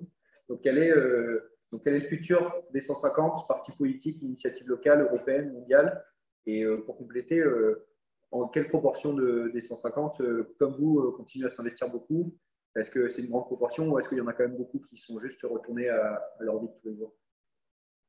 Alors Claire, on a parlé tout à l'heure, on a fait une association qui avait dans le but de défendre les mesures. Et à partir du moment où la loi climat et résilience était votée et adoptée, voilà, on a décidé que c'était plus le média, c'était plus la structure à avoir, et donc maintenant c'est plutôt une amicale. Pour donner un ordre de grandeur aussi, c'était normal qu'à la remise du rapport, il y ait des citoyennes et des citoyens qui pensent avoir fait leur travail, et pour eux c'était suffisant d'avoir fait ça. Il y en a d'autres comme nous, avec Claire, on a fait des tas de participation à des débats, on continue aujourd'hui à s'aimer ça. Ça a représenté, on va dire, une soixantaine. Et je sais qu'à l'heure actuelle, maintenant, il reste peut-être une vingtaine de citoyens des 150 qui continuent à faire ce qu'on fait avec Claire. On fait partie des plus emblématiques. Et je sais qu'aux dernières élections, il y avait, on va dire, 12 des 150 qui s'étaient présentés à des mandats soit départementaux, soit régionaux. Et il n'y en a que 2 qui ont été élus, et c'est dans notre région que ça s'est arrivé, puisqu'on nous sont pas moqués de nous, quoi. C'est-à-dire qu'en fait, on avait vécu cette histoire de citoyens et on allait au bout du bout. Maintenant, on a vocation à continuer à témoigner de ce qu'on a vécu, à continuer pour notre part à défendre cette question du climat. Et ça, on le fait avec plaisir, mais vous ne pouviez pas non plus attendre à ce qu'il y ait 150 bras armés pour le climat, c'était normal. Après, on parlait tout à l'heure, il y avait des climato-sceptiques en rentrant, il n'y en avait plus en sortant. Moi, je me rappelle une petite anecdote que j'aime bien parler, c'est qu'un des collègues en hémicycle, le premier jour, regardait un match de rugby, comme ça, en 12D, et à la dernière séance, c'était un qui prenait la parole dans les débats, quoi. C'était vraiment un changement assez profond de toutes et tous, ça nous changera. Et puis après, on s'adapte à nos échelles. C'est-à-dire qu'en gros, un voisinage, un quartier, un État, c'est en fonction de après au plus loin où on va aller, mais on continuera à défendre ça. Oui, pas mieux que William. Je pense qu'on est peut-être un petit peu plus encore actifs, à la fois dans l'association ou personnellement, peut-être plutôt une trentaine, mais à vérifier. Et puis, par exemple, il y avait une représentation d'une des 150 à la COP26 qui a été invitée et puis qui a pu nous représenter, participer, rencontrer d'autres conventions citoyennes d'autres pays au niveau mondial. Voilà, je crois que William a tout dit là-dessus. Il a été invité par les Écossais, sachant en plus, c'était plutôt dans la délégation française. Il n'y a aucun membre de la Convention citoyenne qui a participé à la COP26 dans la délégation française. Oui, voilà, ouais, tu fais bien de le préciser, William. Ouais. Qu'il n'y ait plus de contact avec le gouvernement. Une fois que ça a été fait, on a mis 3 sur 5 à l'action. 3,5 sur 10, pardon, à l'action du gouvernement sur nos mesures. Je pense qu'on n'était plus des interlocuteurs à ce moment-là. Alors, Emmanuel Macron avait proposé d'ailleurs de poursuivre l'expérience, puisqu'il va prendre la présidence de l'Europe en janvier 2022, avec la Convention citoyenne et pourquoi pas porter au niveau européen, mais je pense que c'est absolument plus d'actualité et qu'il y a une petite crainte à ce niveau-là. Voilà, en fait, globalement, ça a formé quand même, comme on a été informé, ça a formé 150 citoyens quand même convaincus d'agir, de vouloir agir, quels que soient les… voilà, si c'est juste au niveau de sa famille, de ses voisins, son école, son travail, c'est toujours un travail important et c'est vraiment ce qu'il faut faire. Et chacun à son niveau, soit européen, soit dans la famille, mais je pense que ça n'est pas inutile. Voilà, et je vous remercie une nouvelle fois pour votre accueil et votre intérêt. Bonjour. Merci beaucoup d'être venu nous présenter la Convention citoyenne pour le climat. J'avais une question sur le rapport institutionnel. C'est-à-dire que la Convention citoyenne pour le climat était une grosse innovation institutionnelle en France, ça n'avait jamais été fait avant. Vous avez évoqué à plusieurs reprises les difficultés de notre appareil institutionnel actuel à prendre en compte les enjeux climatiques du fait qu'il est pensé sur le court terme et pas sur le long terme. Donc, est-ce que pour vous, Une des réponses, et peut-être même la première réponse à la crise actuelle, en fait, est une réponse institutionnelle, plus que technique. Et deuxième question, est-ce que vous avez des propositions, est-ce que vous avez réfléchi à cette question institutionnelle? De nouvelles institutions, des changements peut-être dans la Constitution que nous pouvons faire. Alors moi, je n'ai pas bien entendu, je vais laisser répondre William, le son n'est pas bon. Sur le changement d'institution, il faut retrouver les citoyens de la même façon à prendre ainsi un petit peu à récupérer une partie de la démocratie au-delà que le vote. Enfin, on le voit, hein, les votes, c'est ici régional un taux qui a été assez d'abstention qui a été assez fort, hein, 62%. Et c'est quelque chose qui veut dire que le système politique est à bout de souffle. Il faut inventer des choses nouvelles. Il faut, en fait, moi je pense, j'en suis convaincu, j'ai réfléchi beaucoup hier sur ce sujet-là en venant ici, c'est qu'il y a de l'inaction politique. Et à cette inaction politique, il faut de l'action citoyenne. Et ça, moi je pense que les citoyens formés ou même pas formés, disons qu'à un moment, on fait son devoir civique 1 année, 2 années, et puis après on retourne dans la vie civile, c'est aussi intéressant. Une des critiques aussi que la fonction politique est abîmée. Enfin, moi j'arrive en politique, ça fait 2 ans moi j'avais coupé. Hein, tout à l'heure, un étudiant me disait je vais voter, mais disons je me renseigne un jour avant, et puis après c'est tout. Je faisais exactement pareil. Maintenant, je pense que les citoyens si on ne les inclut pas, s'ils ne sont pas inclus, ils ne vont pas aller voter, c'est tout à fait normal. Et il y a une fonction à réhabiliter, et c'est par les citoyens que ça devrait se faire. C'est un changement institutionnel.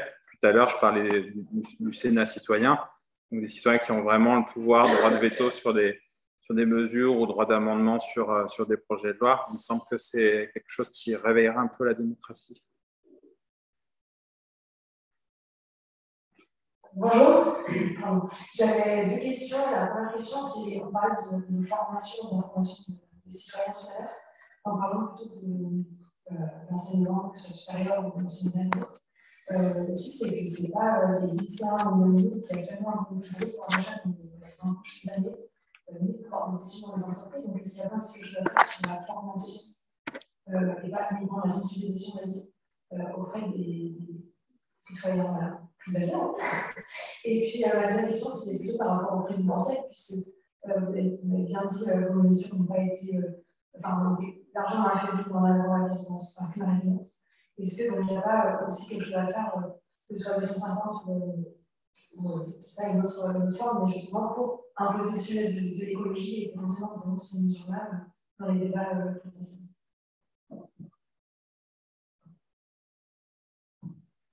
Tu veux répondre, Claire? Et moi, il faudrait me répéter les questions parce que le son est très mauvais. Je suis absolument désolée. Je n'entends que des bouts de questions. Eh bien, en fait, se poser la question de comment on peut… comment dire, ça demande un peu de réflexion. Sur les mesures, sur ce qui vient de bien, il faudra effectivement que les candidats seraient… en gros, elle posait la question par rapport aux mesures. En fait, les présidentielles arrivent, il faudrait savoir ce que les candidats en penseraient. Est-ce que nous, on a envie de faire quelque chose qui poussera un peu les candidats à s'engager par rapport à ces mesures? Puis je répondrai à la première question après. Claire? On voit bien quand même que la question du climat est devenue un peu centrale pour les futures élections présidentielles, ce qui n'est absolument pas le cas. Donc effectivement, il y a quelque chose à faire là-dessus. Enfin, il y a des moyens de pression. Et puis on voit bien que les candidats ont pris conscience quand même qu'il fallait évoquer cela. Après, moi, je suis inscrite aussi dans les primaires populaires, qui est une initiative portée par Mathilde Dimet, enfin plusieurs personnes qui souhaitent justement, vous pouvez regarder sur Internet, vous trouverez, qui souhaitent justement solliciter l'ensemble des prétendants donc à la présidence sur la transition écologique et le climat. Et puis surtout d'ouvrir un petit peu le panel des candidats. Déjà, dans un premier temps, ils ont demandé à ceux qui souhaitaient participer, bon, qui vous voudriez voir, qui pourrait parler de cela. Et puis surtout, c'est une façon d'essayer de convaincre l'ensemble des candidats de parler du climat, d'apporter cette information supplémentaire. Aussi, il parle aussi de la Convention citoyenne, des différentes propositions, et puis d'autres qui sont encore plus qualitatives. Donc voilà, moi je suis inscrite plutôt dans cette énergie. Et j'espère que, comme pour toute élection, ce n'est pas encore des promesses électorales, et puis à l'installation au gouvernement, il ne se passera vraiment rien. Voilà, j'ai un petit peu espoir dans ce sens-là. Et puis la jeunesse, les associations, les ONG, je pense qu'elles font vraiment, vraiment un travail de dingue, que moi, je ne fais même pas, avec une énergie de dingue, pour justement porter toutes ces questions, quel que soit le parti politique, parce que c'est un thème universel qui concerne chacun d'entre nous, quelle que soit la sensibilité politique. Et pour répondre à la question sur, effectivement, ça ne doit pas reposer que sur les lycéens, que sur les étudiants, et ça ne doit pas, comment dire, capillariser par les enfants qui éduquent leurs parents, enfin à l'envers. Je pense qu'à un moment, il va falloir toutes les générations être à nouveau confrontées aux faits, et pas. Enfin, moi, je vois, j'ai des grands-parents qui vont chercher le pain en bagnole encore, et ils habitent vraiment, mais vraiment à marcher, franchement, 7 minutes, quoi. Je sais pas. Et donc, je pense que c'est ce que j'ai évoqué tout à l'heure, cette question d'être égaux face à l'information. Il me semble qu'il y a la nécessité, je sais pas, moi, j'aimerais que les villes organisent ça sur leur territoire. Après, c'est au choix des villes d'organiser des tirages au sort dans la population pour dire on vous invite une journée de formation sur le climat, et après on repart chez eux. Moi, je vois, j'ai converti tout le monde dans ma famille en ayant eu cette formation-là. Et quant aux promesses électorales, moi, je trouve ça, effectivement, c'est même pas. Enfin, ça aurait pu être en discussion avec nous, les citoyens, pourquoi pas lancer un appel aux différents candidats. Moi, je suis un peu bloqué parce que moi, je soutiens le candidat Jadot sur ça, et je suis dans l'équipe de campagne sur la mobilisation citoyenne, justement, et on va faire du travail. Mais moi, ce que j'ai besoin aussi comme préalable, c'est-à-dire que si d'emblée, on n'accepte pas, par exemple, des mouvements comme la primaire populaire, qui est super, et qu'on n'accepte pas de discuter avec eux, et que de l'autre côté aussi, on ne se sert pas sans filtre des mesures qui ont été faites de la Convention citoyenne, je pense qu'on ne peut pas travailler avec les citoyens. Si déjà on n'accepte pas ces deux préalables.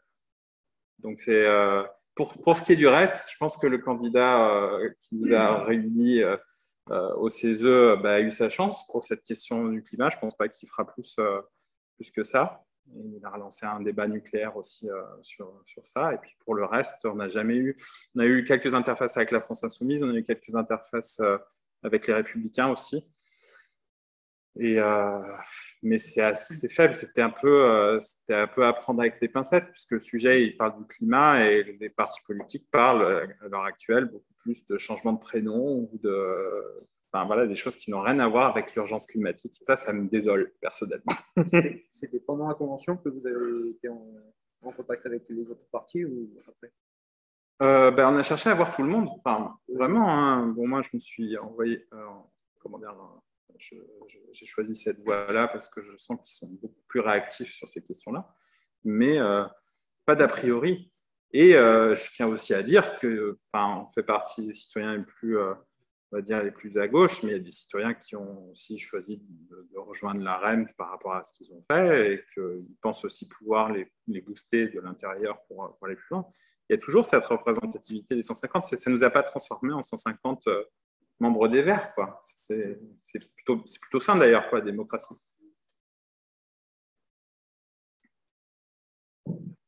J'ai une petite question pour Claire, justement, mais il faudra peut-être lui répéter.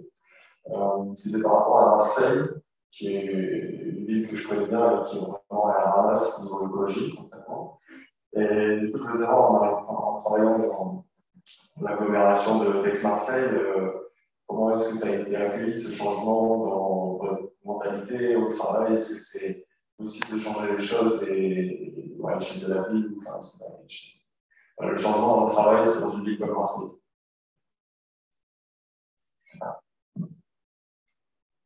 Il faudrait me répéter la question, s'il vous plaît. Vous en chargez, les gars, à chaque fois ou pas? Ouais. Donc, il posait la question à propos de Marseille. Donc, comme vous êtes de Marseille, qu'est-ce qui peut être fait à Marseille concrètement? Parce que quel accueil Marseille en général a par rapport aux questions de la transition écologique et qu'est-ce qui peut être fait au niveau du travail à Marseille? C'est ça, à peu près. Alors, oh là là, ça c'est une grande question.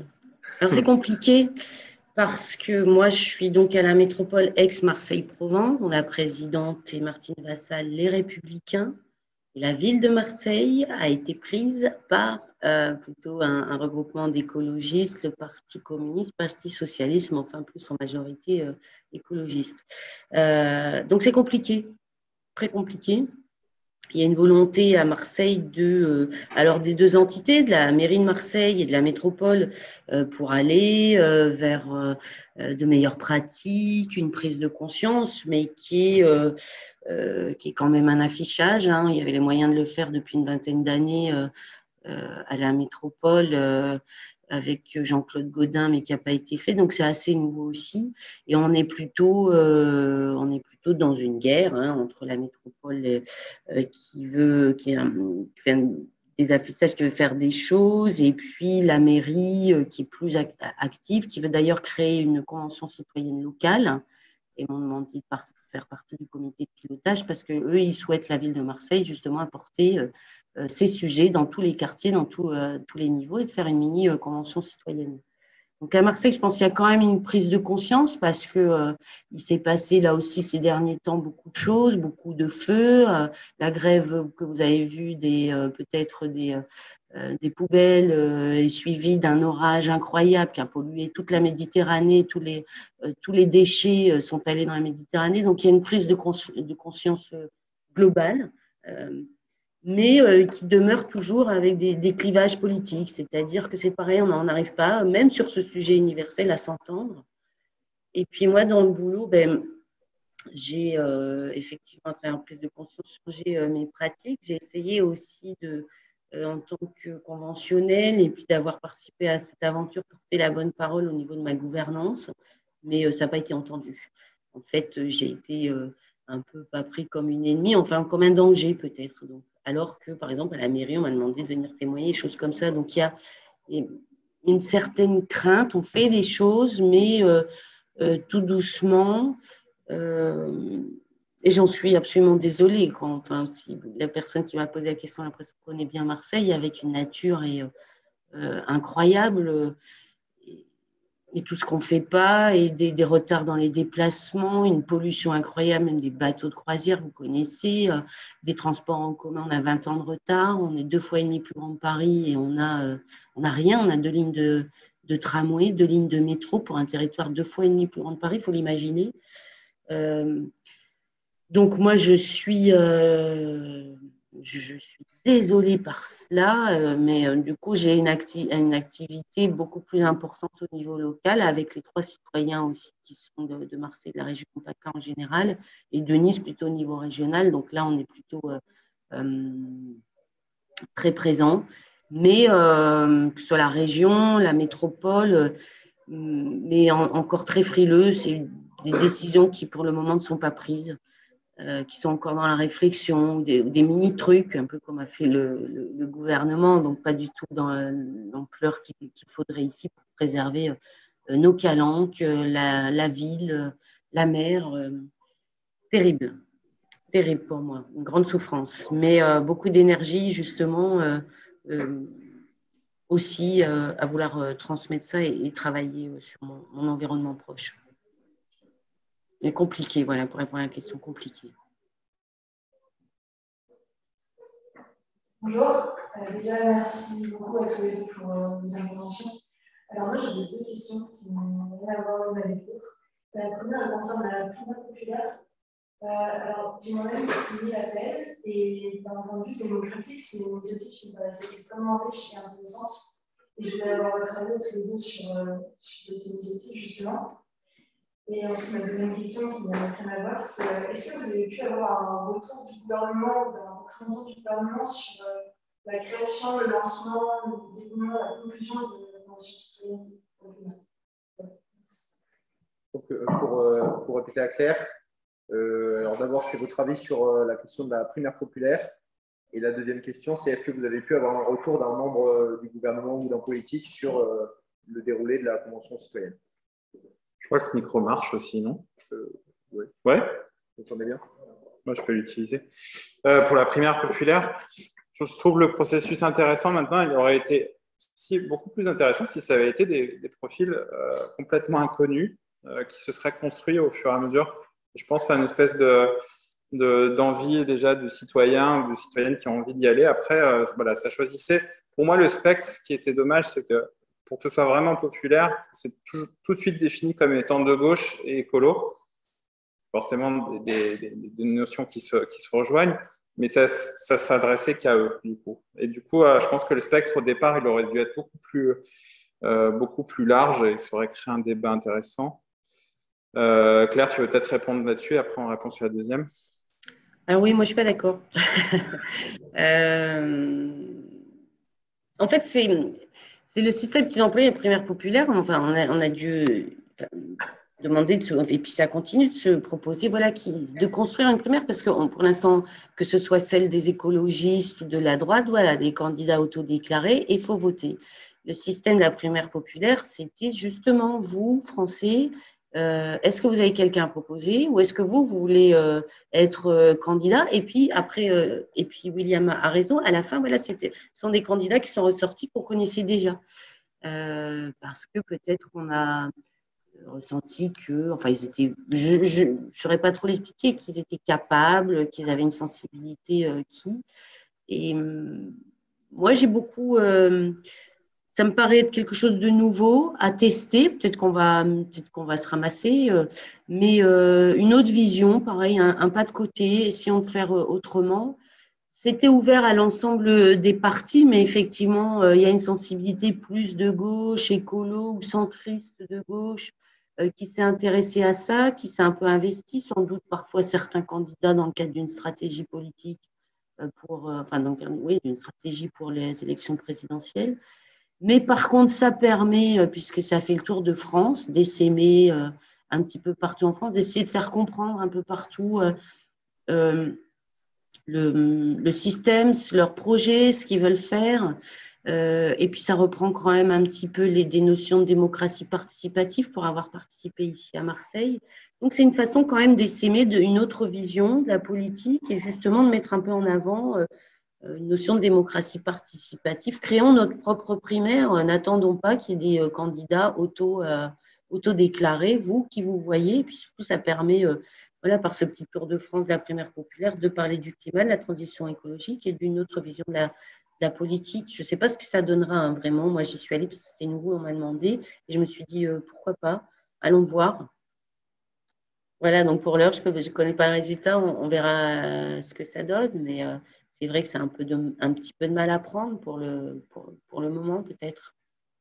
Ouais, il y a une responsabilité. C'est vrai que tout le monde attend une espèce d'union de la gauche et des écolos, mais au final, je suis sûr que dans un ou l'une des candidats, on peut se retrouver déjà. Et en fait, les gens ne vont même pas vers ces gens parce qu'ils sont soi-disant pas représentatifs. Mais le truc, c'est que si ils ne viennent pas aux réunions réclamer des choses, bousculer les candidats ou ça même des partis, parce qu'il y a des partis qui ont une politique d'ouverture vis-à-vis des citoyens, ben, ils ne bougeront pas. Et donc forcément, on sera en chien de faïence avec des candidats qui ne vont pas réussir à décoller. Et puis après, il y a des égos qui sont... Enfin, je pense à certains candidats que c'est impossible pour eux, et je l'ai vécu au régional, c'est impossible pour eux de faire alliance.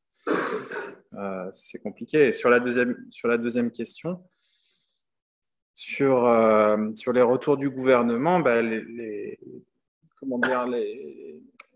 canal s'est rompu à partir du moment où on avait noté le gouvernement, mais si vous voulez, c'était assez... Bon, mis à part le fait qu'ils ont baissé les mesures, le raccourci citoyen membre du gouvernement, c'est inédit. Vous n'avez pas les citoyens qui, dans un Zoom, s'expriment directement aux membres du gouvernement, leur dit ça ne va pas ce que vous faites, ou là vous êtes sûr que vous ne voulez pas aller un peu plus loin.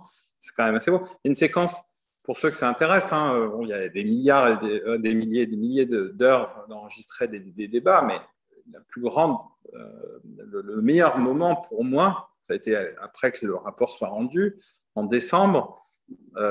On avait rencontré le président et les membres du gouvernement au CESE. On nous a demandé de revenir à Paris pour ça, et puis pour essayer de faire tomber les derniers arbitrages, parce qu'on sent que entre les ministères des Finances et l'écologie, ça n'a jamais été le bon truc. Mais si vous voulez, ce qui était superbe, ça dure 4 heures, c'est sur YouTube. Si vous êtes intéressé à le faire, vous le regardez. Vous avez des citoyennes, des citoyens, professeurs de lycée, architectes ou inspecteurs des impôts, etc., qui sont devenus experts des mesures et qui sont face à un gouvernement en sueur, qui ne savent pas répondre parce qu'eux, forcément, ils survolent sur tous les dossiers. Et donc, c'est compliqué. Et donc, cette séquence, elle est absolument incroyable. Elle montre que le fait qu'on est prêt quand on est formé. C'est-à-dire qu'en face, on sent qu'ils ne sont pas tous formés sur ces questions et qu'ils ménagent en même temps le chèvre et le chou. Et ça ne fonctionnera pas. Mais ça, c'est une plus grande séquence, je pense, à voir pour cette question. Bonsoir, bonjour. Merci à la bande de jeunes d'organiser un débat sur ces questions. Je suis un peu le représentant des jeunes. Le micro est éteint. Dessous. Ça marche. Merci à la bande de jeunes d'organiser ce débat très intéressant. Je représente un peu les vieux, il y a quand même quelques vieux qui se bougent sur ce thème depuis pas mal de temps. Ma question, elle est sur deux, entre guillemets, contradictions. Il y a une urgence à changer. On a vu que la COP26 n'a pas pris les mesures nécessaires. On sait depuis 5 ans, 10 ans, 20 ans qu'on va vers le mur. Et en même temps, votre exercice de démocratie, et comme tu l'as rappelé pour William, cette dernière séquence, il faut malheureusement du temps. Il faut du temps pour informer les concitoyens. Il faut du temps pour que les mesures qui aujourd'hui sont dans le débat public arrivent un petit peu à se mettre en place. Et comment arriver à conjuguer l'urgence de prendre rapidement des mesures. Je pense par exemple un truc. Si on oblige la rénovation du logement ancien, ça va impacter les propriétaires de logements. Si on se dit que basta, l'avion c'est fini, on rationne le droit de partir en avion une fois que les 3 ans, 5 ans, un truc comme ça. Si on dit qu'effectivement, il y a trop de bagnoles en ville et qu'on va devoir rouler un jour sur deux et tout, on va impacter, on va prendre des mesures qui vont être contraignantes pour la population, avec des mouvements de réaction, avec des gens qui vont perdre leurs emplois, dont il va falloir des mesures sociales de reconversion. Donc, on a des quantités de mesures urgentes à prendre à court terme, et en même temps, le fonctionnement de la démocratie des institutions, malheureusement, n'est pas calé sur ce type d'urgence. Notamment le lien, toi qui es élu, et aussi à Marseille, personne qui est un peu dans le mécanisme des institutions. Comment voyez-vous ce couplage entre urgence d'action et malheureusement le temps de la démocratie? Donc, pour Claire, la question en résumé, c'est comment réussir à trouver le compromis entre l'urgence climatique et puis l'inertie qu'il y a pour former tous les gens, que les gens comprennent les problématiques, puis derrière que ça soit mis en place et trouver aussi l'équilibre entre l'urgence climatique et donc la justice sociale, puisqu'il y a forcément des mesures climatiques qui rendent la vie compliquée. Et s'ils n'ont pas l'éducation nécessaire pour comprendre que ces mesures sont nécessaires, ça peut être très mal perçu. Et donc, il faut comment trouver un bon compromis. Ben oui, justement, c'est ce qui nous a fait rager, c'est que, exactement ce qui nous fait rager, c'est que, voilà, c'est fondamental, il faut le faire et c'est urgent, mais en même temps, voilà, il y a le temps effectivement administratif, les étapes pour faire passer une loi et qui sont très bien, c'est ça aussi de la démocratie. Mais ce qu'en plus les élus, par rapport à nous, et ce qui a fait peur, c'est que nous, on n'a pas d'ambition, d'être élus. Après, on a fait ça gratuitement comme un devoir citoyen. Et ce qu'on a pu noter, c'est qu'il y a une prise de… Enfin, les gouvernements le savent, mais derrière, effectivement, si on prend des décisions qui vont embêter un peu le monde, comme des messieurs ou assez contraignantes, eh bien, on va être moins populaire, on va avoir moins de bulletins de vote, donc on ne va pas le faire. Donc, il y a un premier frein, c'est celui-ci. Il y a le temps d'une loi, mais aussi la réflexion d'un élu. Son ambition, c'est d'être élu. Nous, ce n'était pas le cas. Donc, la différence est là. Est-ce qu'on va revenir toujours à l'information et l'information pour pour répondre aussi pour ma part à cela, c'est informer les gens comme nous on l'a été. Et après, il y aura la force du nombre, entre guillemets, mais c'est pour ça peut-être le gouvernement ne va pas forcément le faire dans l'immédiateté, mais si tout le monde avait eu la même démarche que nous, on peut pas, il est difficile maintenant de faire autrement, c'est-à-dire, ça voudrait dire que nous, citoyens, ce serait ne pas continuer à travailler dans le sens du bien commun. C'est pas possible, enfin, humainement, de se dire, ben non, moi, je vais aller dans l'autre sens, je vais… Et bien pourtant, c'est ce qui se passe avec, on a l'impression, certains élus.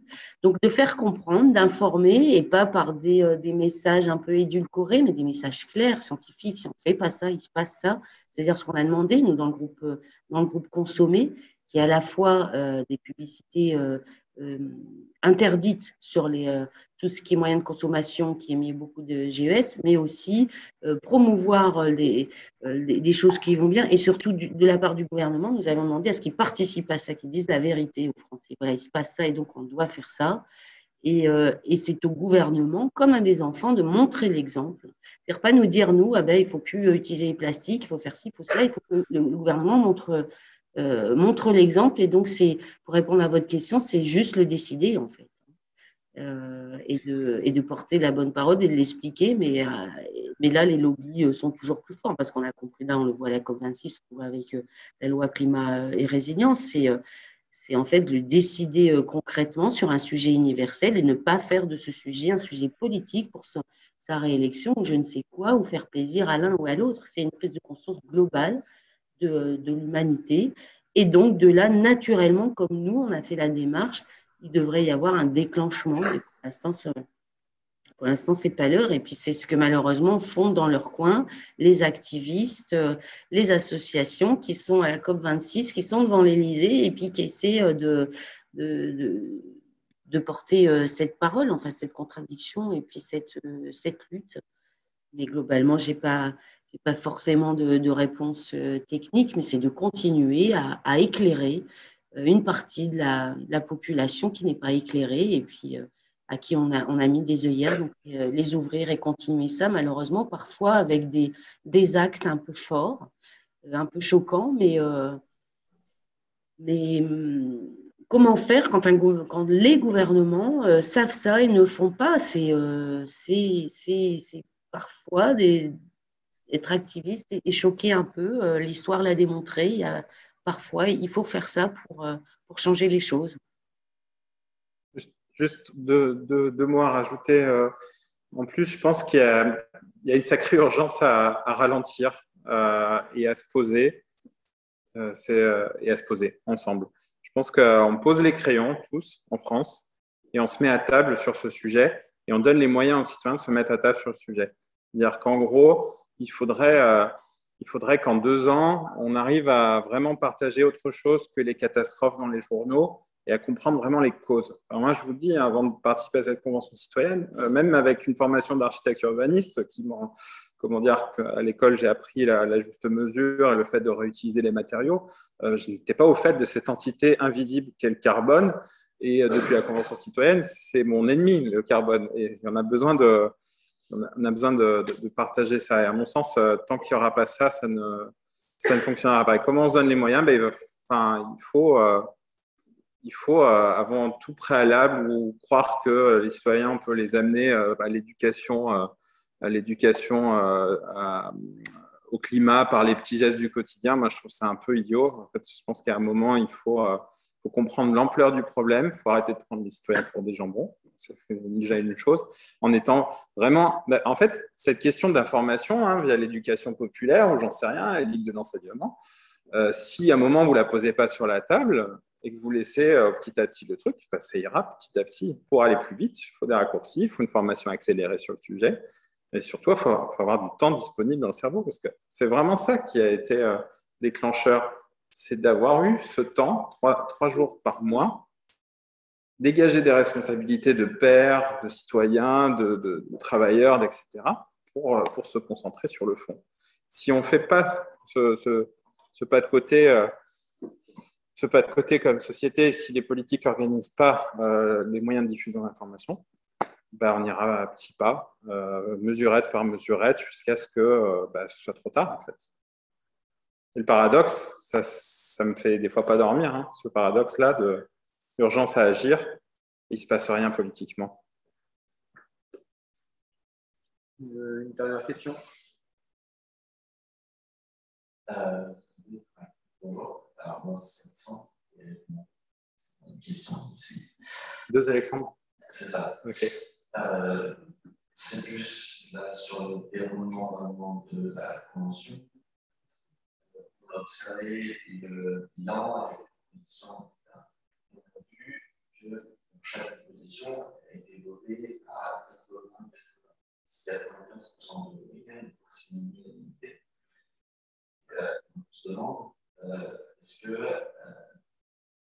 comment expliquer cette unanimité? Est-ce qu'il y a pu y avoir un trou, une pression, une sorte de dictature de la bien-pensance qui a poussé les gens, poussé les indécis à se ranger du côté peut-être ceux qui s'expriment le plus?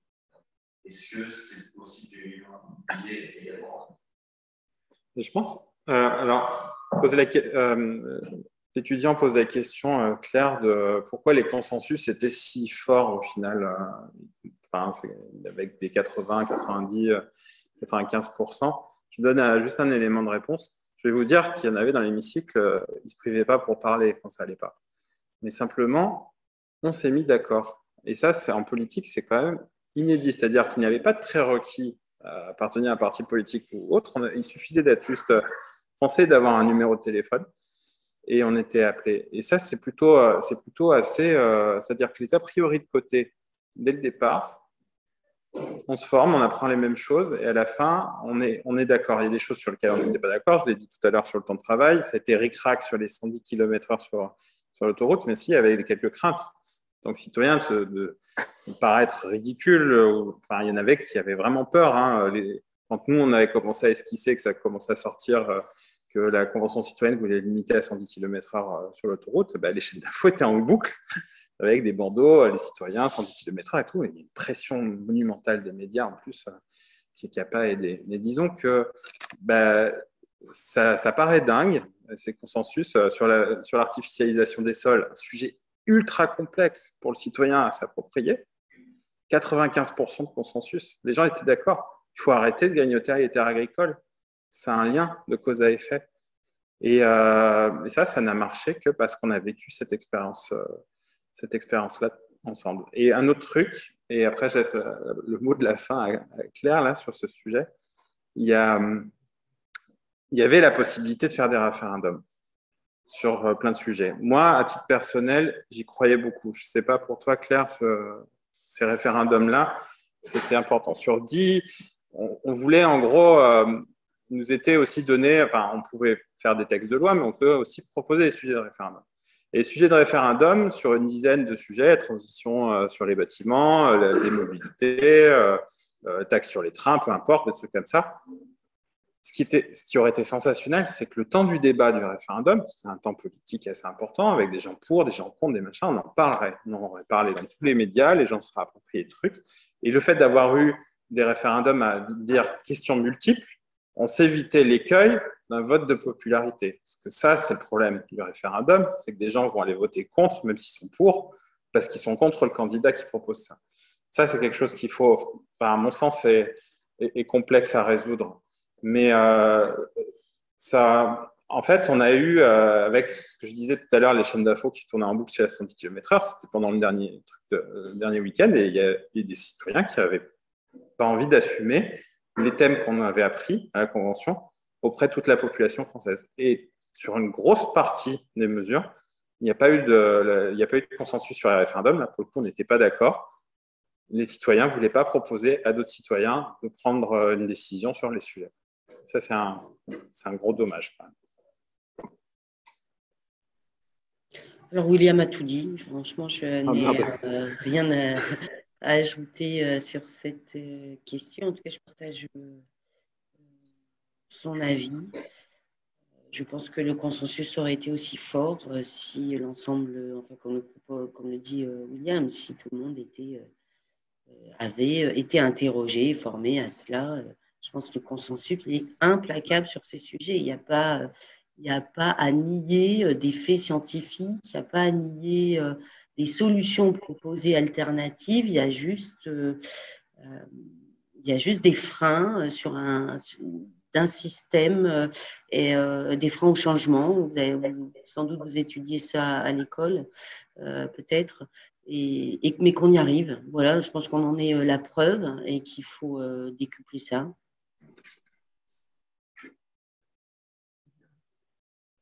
Une petite dernière question pour la route. Moi, ça serait plutôt sur les craintes que vous avez pu en avoir avant de faire la convention, de manière générale sur l'engagement, et que d'autres sinon peuvent avoir pour s'engager politiquement. C'est à propos de l'impact que ça peut avoir sur la vie perso et la vie pro. Est-ce que, selon vous, ça peut être des freins sur d'être dans une entreprise, le fait d'avoir quelqu'un qui est un peu politisé, est-ce que ça peut être mal perçu pour quelqu'un ou peut-être ça peut être un enfant ou vous faire peut-être envisageable pour un citoyen d'avoir une activité on va dire, plus politique et d'exercer ses fonctions de citoyen et en même temps une vie. Donc la question, c'est l'impact que peut avoir l'engagement politique sur la vie personnelle. Et donc, est-ce que ça peut présenter un frein à l'engagement politique, puisque forcément, ça donne une vision différente aux gens qu'on côtoie.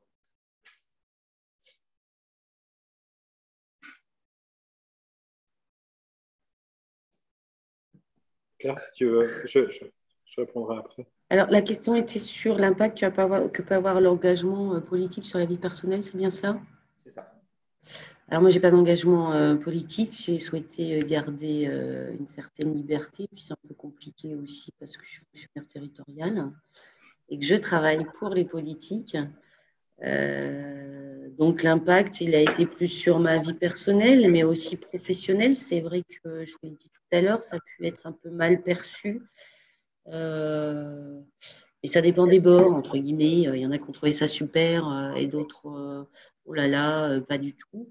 Et l'impact, il est plutôt sur la vie personnelle parce que c'est une révolution personnelle de comprendre cela. On ne peut plus vivre sans savoir. Des fois, je me dis, j'aurais préféré ne pas savoir parce que je serais peut-être plus tranquille comme avant. Parce que quand on sait, on ne peut pas s'en défaire et c'est d'une tristesse infinie. Et puis sur la vie personnelle, parce que déjà, notamment, ça a été 9 mois, travail acharné. Au début, on arrive un week-end, mais on se rend compte que ça nous dévore. En fait, le sujet, c'est difficile de faire autrement. Mais c'est totalement motivant parce que ça nous concerne tous, notre famille, mais le monde entier. Donc l'impact, il est plutôt ultra positif. Et moi, surtout, j'ai beaucoup appris. J'ai envie de transmettre aussi. Ça a été un enrichissement personnel incroyable. Et puis, une compréhension même de mon métier différente et même de ma vie personnelle au sens philosophique du terme. Donc, vraiment un apport plutôt positif, en tout cas en termes de réflexion et de remise en question. Et pour ma part, moi, j'avais une crainte qui s'était un peu confirmée avec un débat un peu houleux avec mon patron. J'avais une crainte qu'on me prenne pour un gadget macroniste communicatif. Chose qu'on sait que c'est un gouvernement très axé sur la communication et ça leur réussit plutôt bien. J'avais peur de ça. Maintenant, la discussion avec mon patron, elle a été assez violente. Bon, il était d'accord que je participais à la convention citoyenne parce que bon, on va voir son employé. Après, je l'ai rassuré en lui disant voilà, il y a perte de salaire, je fais un congé sans solde, il y a pas, toi, tu perds rien, tu perds juste ma présence sur une journée.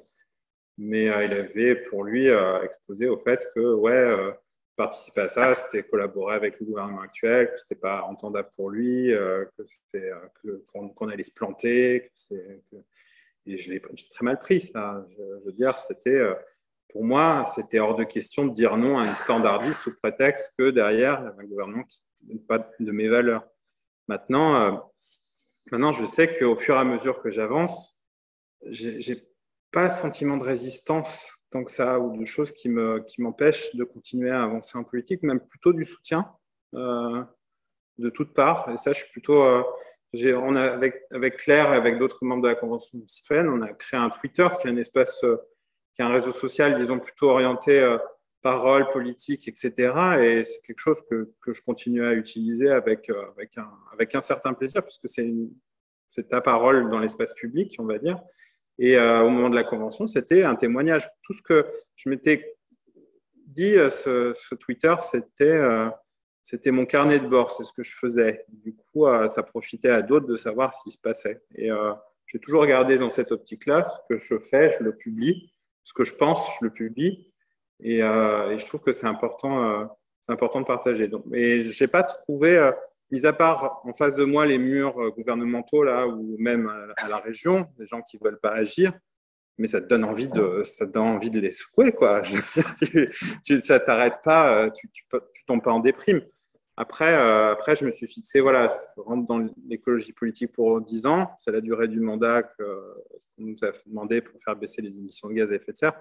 Je serais peut-être un petit peu aigri en 2030 quand on n'aura pas baissé de 40% les GES. D'accord. Et merci beaucoup. On arrive à la fin de cet échange. Est-ce que, par hasard, vous avez un petit mot de conclusion pour finir Des remerciements. Oui, vraiment, une nouvelle fois, vous remercier pour cette invitation et puis pour votre attention pendant ces 2 heures. Et puis, merci de vous intéresser donc à la transition écologique, au climat. Je le répète, vous êtes notre espoir, notre seul espoir. Vous avez, j'en suis sûre, vous êtes nés avec cette conscience et vous allez la développer au cours de votre vie et voir les choses autrement et corriger nos erreurs de nous, les vieux boomers. Et enfin, voilà, mais avant tout, vous remercier et à très bientôt peut-être.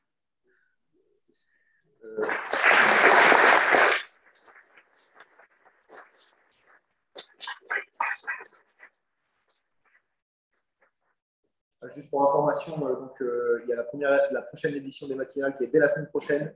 Et on accueillera Timothée Paris qui nous parlera de sa thèse sur l'économie de la décroissance. Trop bien ça. Donc ça va être un sujet très intéressant. Je ferai passer très rapidement le lien d'inscription si vous êtes intéressé. Il vient là non, ce sera pas vous. Ah mince. J'aurais fait signer. Donc merci beaucoup à tous d'être venus et merci encore à Pierre et William pour leur intervention. Merci à tous. Au revoir.